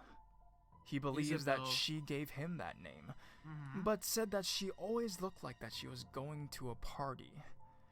Anyways, one day he's driving out near Kentucky for a haul when he pulls over to take a rest in his sleeper. He wakes up to someone touching him beneath his blanket in That's a big no-no. an uncomfortable place. For anyone who lives alone will tell you that that can be alarming. He wakes Yeah. up and What the fuck? there's Isabel, staring down at him, still dressed for a party. He says she gives him the kind of look that says he won't ever see her again, and then Stop overworking, probably. disappears. says that he never saw her again either, and just that she wanted to hitch a ride to Kentucky. Funny thing was, he said he missed her and hopes she's doing well, wherever she is. Okay.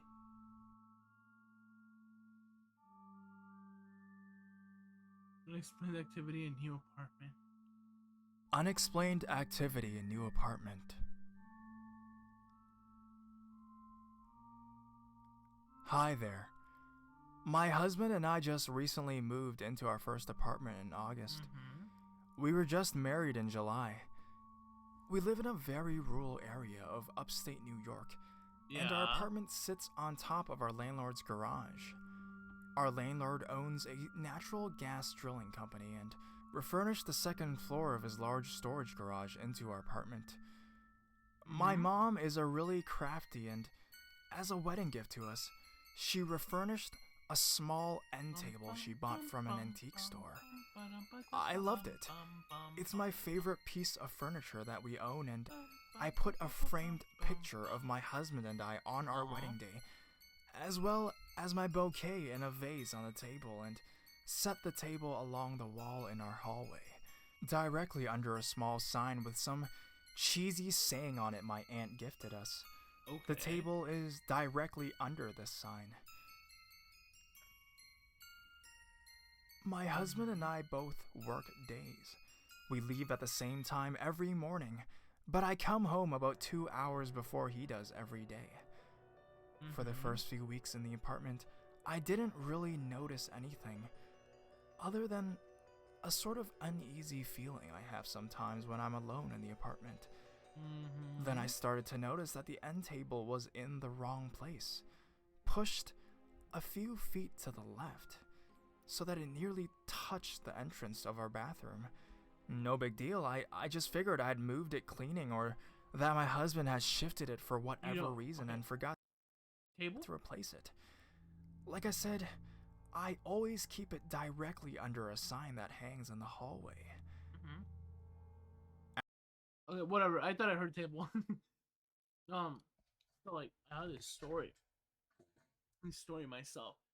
So apparently, I heard this. Well, not apparently. I definitely heard this when my dad was discussing with my aunts, and my mom was talking to my aunts from my dad's side, and they were talking about how they used to know this aunt that apparently had like a haunted house. You know, in this haunted house, the doors.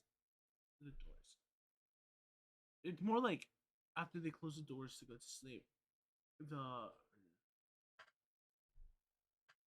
chairs. Yeah, that's the word. The chairs used to shift in the kitchen, and eventually it got so bad that eventually some of the chairs started to like move to the bedroom. Like literally, like imagine just like I don't know, like they like like maybe years after living in there, right? And you're like, oh, the chairs are always shuffling around, right? Or oh, they're always misplaced. Then eventually, like 1 year, it just suddenly like shifts, right? To like the chairs just like slowly every day getting closer and closer and closer and closer to the fucking to the bedrooms, right? Essentially, and my probably the uncle and aunt that this is occurring to, or my dad's uncle and aunt that this was occurring to. So I don't know. There'd be like my grand aunt. I don't know what the word would be. But the point is, it would get closer and closer to the bedroom, and eventually, at one point, it did get to not in their bedroom, but like they were sleeping, right, and then they just hear, right, they just hear like a knocking noise like that, like, right. I don't know if you all hear that. I don't know if that captures on there. It does go up a little bit, but it's like you hear like a noise like that, and they open the door and the chair is right in front of the door, and then ever after then, like the activity kind of like ceased apparently, like it never happened. They said that it was scary because when they were growing up, apparently they always got that feeling from there. It was very, very, very interesting. Very interesting story to hear. Now, After having to move the table back give it a twice bit in more 1 week, tone, I a asked bit my more, husband if just he had been inflection, moving the and then table. it's an actual kind of artist. He said he hadn't touched the table and suggested perhaps that I had nudged it while cleaning or moving boxes or something. This to me seems unlikely Hopefully, because, my story made sense. like I mentioned, I have a collection of small decorative things I keep on the table. But I was hearing. Being an antique with only 3 legs, it's kind of uneven, so if I'm mopping and need to get under it, I have to physically pick up the table and move it or risk tipping everything on it over. I shrugged this off, but I mentioned it to my best friend at work. She suggested that I do a smudging of the apartment to clean out any residual energy. She's kind of spiritual, and she insists that if I smudge the apartment, the table will stop moving and the uneasiness will stop moving. She gives me a smudge stick and instructions. I smudged the house following her instructions about a month ago. Like she said, I immediately felt less uneasy being alone in the apartment, and the table stopped moving entirely. It would be exactly where I left it, directly under the sign in the hallway every day. For a solid month, the table stayed put, but the uneasiness returned, and built to a point where I am now feeling For me, and this is just a me thing for sure. Like, there's a lot of people that believe in smudging, and like, personally, it's like all those videos I've seen, and like stories I've heard. I don't think I've heard of a good smudging story in a while. Like, if I do hear smudging, it's always because the person is what's the word?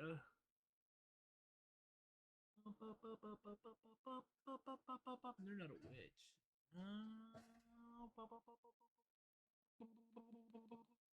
It's like almost like getting into witch. It's almost like, oh, it's on the tip of my tongue. That word.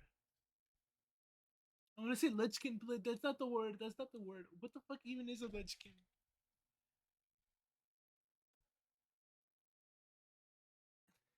It's not even a word. Lechkin.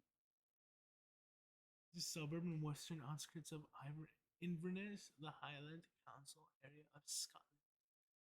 No, Wiccan. There we go. Yeah. Like, it's only like the Wiccan people that like smudge in like these stories or whatever. Even though smudging is always like a thing like in like movies, right?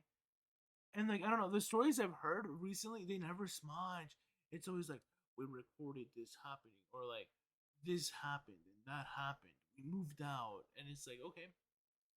Or like, we used the Ouija board, and it's like, okay, why don't you anxious smudge in the the apartment fucking alone. house? It's gone to Or the like, point bring a where priest.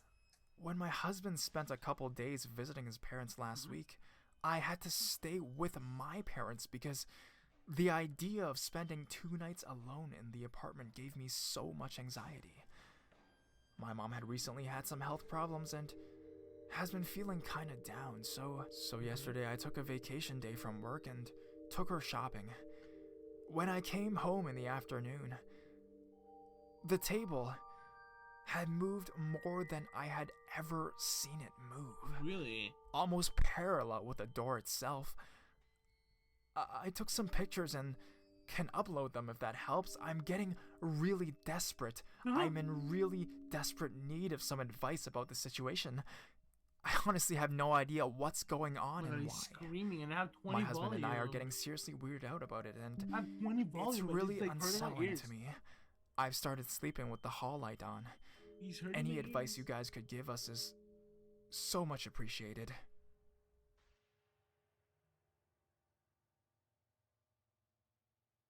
The creature and the deer. The creature and the deer. The first story.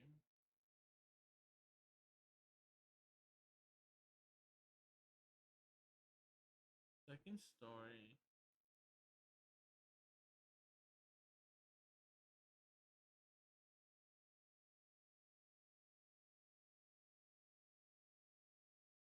Third story? Oh my god.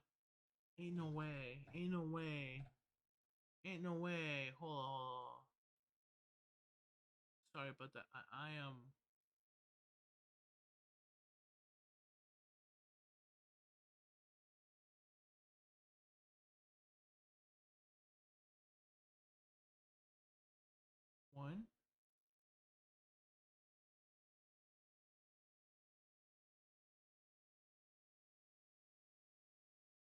no. There's too much time. Ah. Okay, whatever. But it was doing something with We'll its listen to 5 then. I stepped as quietly as possible off the Yeah, 10 tracks is and too into much. a drainage ditch so I could back out without being You're gonna be seen. here all day. When I did, I saw it was I'm literally poking grabbing my at a cheek. dead It's like, deer with ugh. really long fingers. To this day, I still have no idea what the Like hell it vampire was. fangs. Everyone I've told has called me a liar. The beautiful singing upstairs. Okay, here goes. I moved to South California in the mid-1990s Okay. after a brief and unsuccessful stint in college. Without a place to stay and basically all of my belongings in my car, the best move was to slum with my grandparents while I figured out my next move. When I arrived, nobody was home and I was beat from the drive, coming from Wisconsin. I just flopped onto the couch for a quick nap and that's when I heard it. Singing. A beautiful voice. A woman's voice. Okay. I immediately thought it was a TV or music from a neighbor's house. After a thorough search, no radios or TVs were inside the house or out. But the hauntingly beautiful singing persisted for quite a while until it stopped. It's just 7 years Just ago. as suddenly as it has started. But wait, You did pretty good. there's much more. I confronted my aunt about it, and she had had the same experience on a number of occasions. Now I'll say this. I'm a believer in ghosts, but I'm not one to attribute every little noise to be supernatural. I'm pretty level-headed, and for the record, I went back to school and got my degree. That said, this house was fucking haunted. Some little things, the feelings of being watched, sudden and dramatic hair-raising chill. It's like, also, I think Sakura may have been inspired. Actually, no, probably not. It's just like when they oh, wrong one.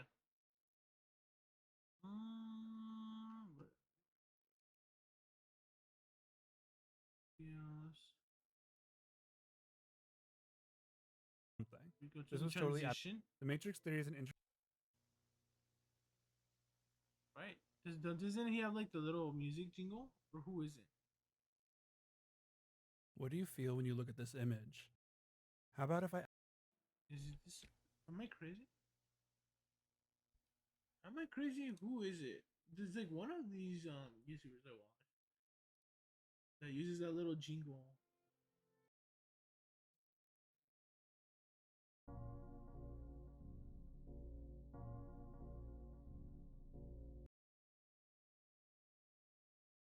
This one doesn't have that.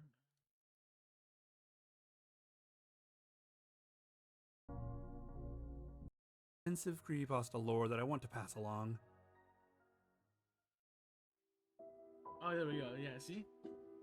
Bum, bum, bum, bum, bada, bum, bada, bada, bada, dum, bum, bum. It's been used since so long Hills ago. up your spine without rhythm or reason. Probably not the first Footsteps person and to my use this. personal favorite, whispering in your ear at bedtime. Yeah, I But would, this is the I would lay full down to song. sleep in a room that I had later found was Not a the scene little of jingle. suicide, and quite often, something would this is whisper in my fucking ear. story. I would jump out of bed, check for TVs or other sound sources, and without fail, could never explain it. I remember all of this like it was yesterday Who's because coming to mind is like, is he like it was all schizophrenic? so I don't know vivid. why. I eventually started running a mom and pop Italian restaurant, so I worked long hours. While I eventually got my own place, I would sometimes invite some of my pals to come over for beers and pizzas after work. I'll never forget the night that we had all an experience together. We were sitting in the den on two different sofas and they were both situated so I was facing them but had a clear view to the hallway leading to the bedroom. We were all playing Madden football and were having fun when both of them stopped and looked down the hall and then looked back at me. What'd they Then say? at each other. Sure enough, footsteps. but nobody to attribute them to.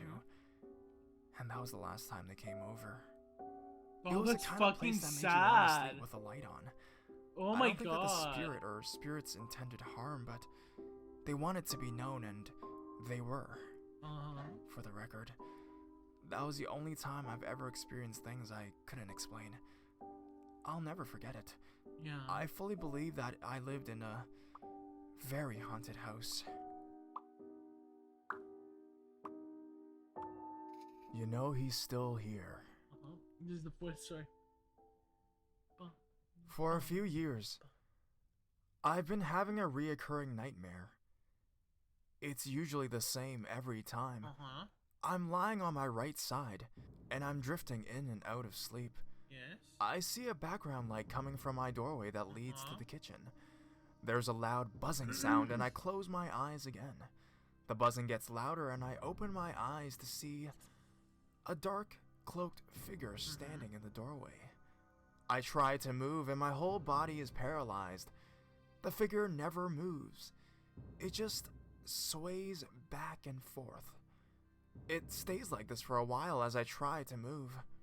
After a while, I get movement back in my neck and my hands and force myself out of bed. So he has, the like, last sleep time this paralysis. happened a few nights ago, same situation. Except, I hear a high-pitched laughter. I can't move, but slowly begin to rotate my It's head definitely a dream. to see a little girl dressed in a plaid overcoat and a hat. She's about 8 years old, and she's sitting on top of my bookcase in my room that's about 6 feet tall. That is... She says, You know he's still over there. And there's nothing I can do to help you. I still can't move, and she starts mumbling some random things. I rotate my head back towards the door, and the cloaked figure is standing closer to me, but he doesn't move. See? He's still there, she says. Oh my god. Then the buzzing stops, and I start moving again. At this point, I can't remember if I was awake or if I was dreaming this. Yeah. The woman with no face. Okay, if these are fast, we might listen to them. I once awoke in the wee hours to The a woman wee in a hours. puffy service dress leaning over me, wearing a headdress that suggested either nun or Muslim. She had no face. It looked exactly like it had been smudged out with a smudge tool in Photoshop. The previous day, someone returned from Egypt and brought me a statue of Bastet that's covered in hieroglyphics. Okay. I don't see a connection, but that's the only thing out of the ordinary that I can think of. That's the story? That's the story? I got like She something keeps from getting Egypt? closer. Interesting. Oh, where to start? Well, the scariest probably happened when I was about 20. Several weeks a night, I would sleep over at my boyfriend's house. One night, we were watching a movie and he happened to fall asleep on the couch. I get up to go to bed. It's in the very next room. For reference, the bed is facing the door, so when I lay down, you can look out into the other room. I got ready for bed, and as soon as I got under the covers, there's a woman standing in the doorway. She was wearing early 1900s dress with her hair in a bun. I can still picture her face even now. And this is nearly 10 years ago. Scared, of course, I pulled the covers over my head. After what felt like forever, maybe 5 minutes after, I lifted the covers. She was a good 10 feet these into little the room mosquitoes now. have been getting into my Cover up room. again. Then I peek again. She's at the end of the bed. After I cover up again, all of a sudden I feel like there's a mount of rocks on my chest, and I can't breathe. I pull the covers back while still laying down, and this woman is sitting on my chest. I'm absolutely hag. terrified. I start patting the bed to call his dog up. The dog comes up, but it's no help. The Sunday school prayer sent whatever that woman was on her way. I mentioned it to him the next morning. Apparently, I wasn't the only one to see her. He took me into his office and showed me. So, I have a scary story related to this. actually. He said he was going to prayer school, right, or something like that. Right? Am I right? Hold up. Apparently, I wasn't the only one to see her. He took me into his office and showed me a photo of his grandmother. Huh? Yeah, I'm pretty sure it was her. After that, I never went any further inside his house than the garage. The next Sunday school prayer sent whatever that woman was on her way. I mentioned it to him the next morning. Hmm? Apparently, I wasn't the only one to see her. He took me into his office and showed me a They used to photo go of to his catechism. grandmother. And Yeah, I'm pretty sure it was her. catechism, After that, I remember seeing something never like went that looked any like a further demon inside at his the house window, than the but it was just garage. like a shadow, right? An outline that looked like a demon, and it turns out it was just a tree. Ghost with But it was loose scary because burned skin that day hanging was off. super windy. This is So, the last story we'll I'm a listen to, Reddit probably. noob, and Just 'cause I actually, this is yeah, the I wanna first rest time now. I've ever But used I'll it. tie everything together. Not sure if I'm doing this right or not. This is an incident that happened with my best friend who would never lie about stuff like this, and weird stuff was always happening to him. I'll write it down as it happened to me, as I know the story and it's easier. Anyways, this is something that happened to me in 2006 on the night of France-Italy World Cup final. So I finished watching the match and I'm on my way walking home, and it's 3 a.m. I'm around 16 at the time, so I have some sense in not making things up in my head. I get home to my bedroom and my window is open and it's pretty cold, so I got up to close it. As I close the window, my right hand is still on the handle and I've turned around. In my doorway is an old man, around 80, with torn up clothes, and so is his skin. He isn't solid but more translucent. He's got holes in his skin and I can see muscle and bone, but it's all see-through. As my eyes saw him, I'm still holding the window handle and I freeze. I can't move, speak, Oh my god, or I forgot scream. the tags. Shitting myself as he's speaking to me directly into my mind. His voice is of an old man, deep and raspy.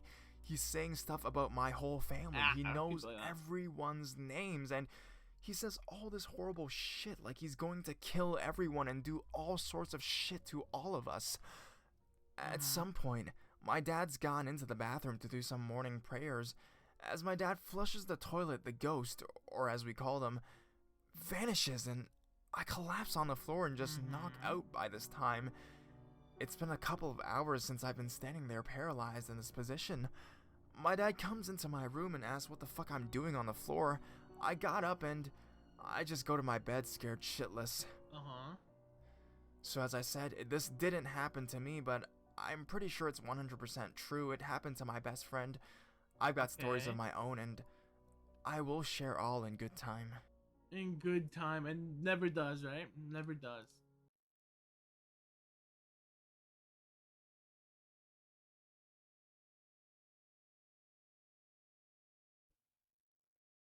Brook Devil's Road.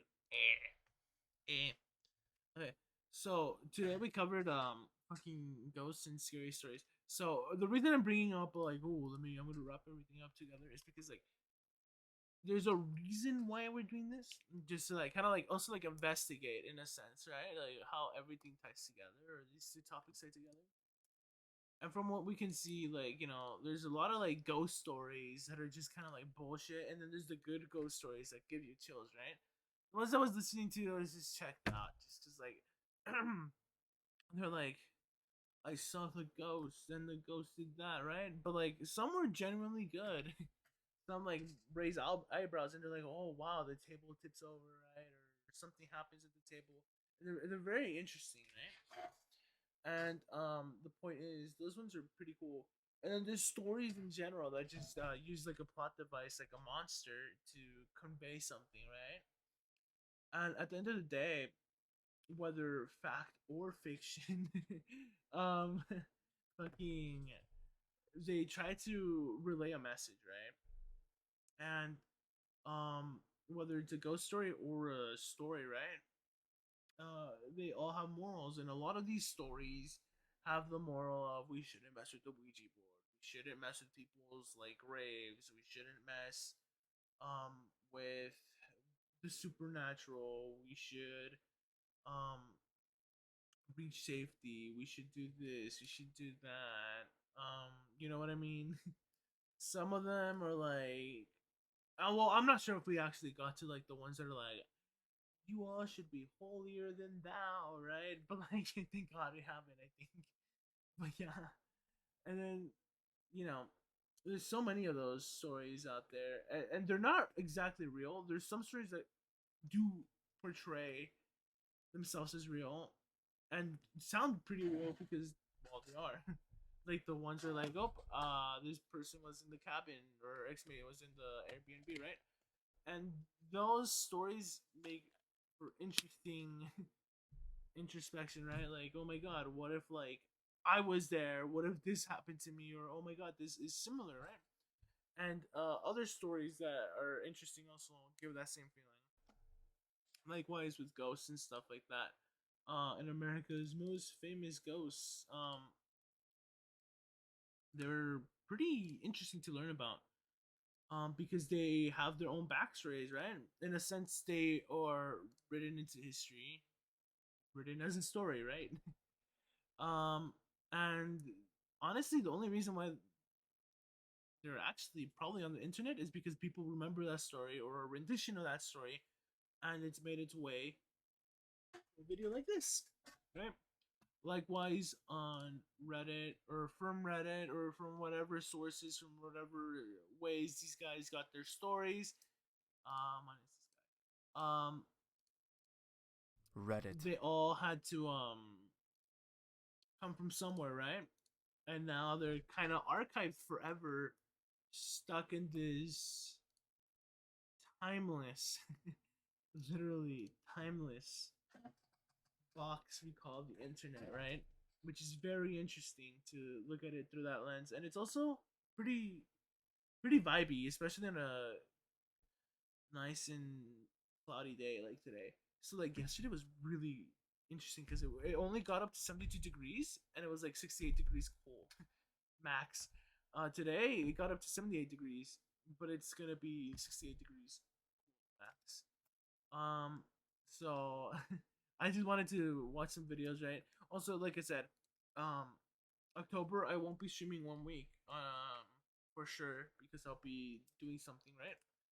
And likewise, I want to start early. And yeah, with that being said, next time join me with international urban legends, stories, and mysteries. We might be all about the mysteries next week, honestly. And then the week after that, scary psychological disorders. I'm still looking to see what the other scary stream topics will be because there's quite a lot. No, I do want to mention that the Halloween scary stream might be there or might not happen, which is why I'm starting earlier, actually, than normal. See, my plan was actually to start streaming the scary stream the 23rd, but the more I thought about it, the more I was like, actually, it makes sense that I do it today or yesterday. But I was doing homework yesterday. I got a little bit ahead, so that way I don't stress out today, right? Even though I've been stressing out, like, when's my partner gonna reach out? Because I did my half, and I was just gonna let him know if he like needed help or anything like that. But yeah, it's not, it's not my partner's fault. It's like, we're all busy, and then we're probably gonna aim for Thursday then. So yeah, gonna do what it is, and yeah, I'll see you all later. Later, alligator. Brr, brr, brr, brr. Just kidding. Um, so yeah, maybe I'll add more Halloweeny stuff as the time comes by. But yeah, who knows? Who knows? And above that, like I said, today, like I could have watched Scary Ghosts, um, but like, it's like we've seen it all. It's just somebody claiming there's a ghost. A ghost presents itself, and it's just always staged, right? There might be a day where I legitimately do watch like scary ghost videos just on the low, probably Halloween if I do the Halloween stream. But chances are it'll probably be not then. So yeah. For today, guys. Okay, free. over some of these videos. So, again, join me next time. We talk about international urban legends. It'll be international for reals. Um, there'll be some based in America, some based outside, right? We might watch some debunk files if there's any new videos on debunk files. If barely social uploads a new video, we'll watch that. You know, and there's so much more. So gonna do this, and yeah, I'll see y'all later. Bye bye, and good night. Have a good day. And I forgot who came by. Oh my god, I forgot who came by earlier. What was his name? Well, thank you to the chatter that came by earlier. So, yeah, gonna do this, and yeah, bye bye everybody. Good night. And yeah, this ends Ghosts and Stories. You know, I'm just here to advocate for better stories. I'm just kidding now. I'm here to advocate for like critical thinking when it comes to these stories a little bit, and not only that, also how to kind of relay a good scary story, right? Because like there has to be build up, and not only that, it has to make sense. You can't just be like, I was walking in the forest and then a trip, and then like Satan came out, and then, you know what I mean? You can't just do that. It's like that makes for a bad horror story. Yeah, whatever it is again. Yeah, bye bye, and thank you all for joining me. Hope you all had fun. And as I mentioned, I'm not here to steal the videos or whatever. I'm here to add something, if at all. And yeah, good night, over this. And whatever little I did add, I hope it was enough. If not, it was just fun, just for whoever watches this later. Bye bye. Good night.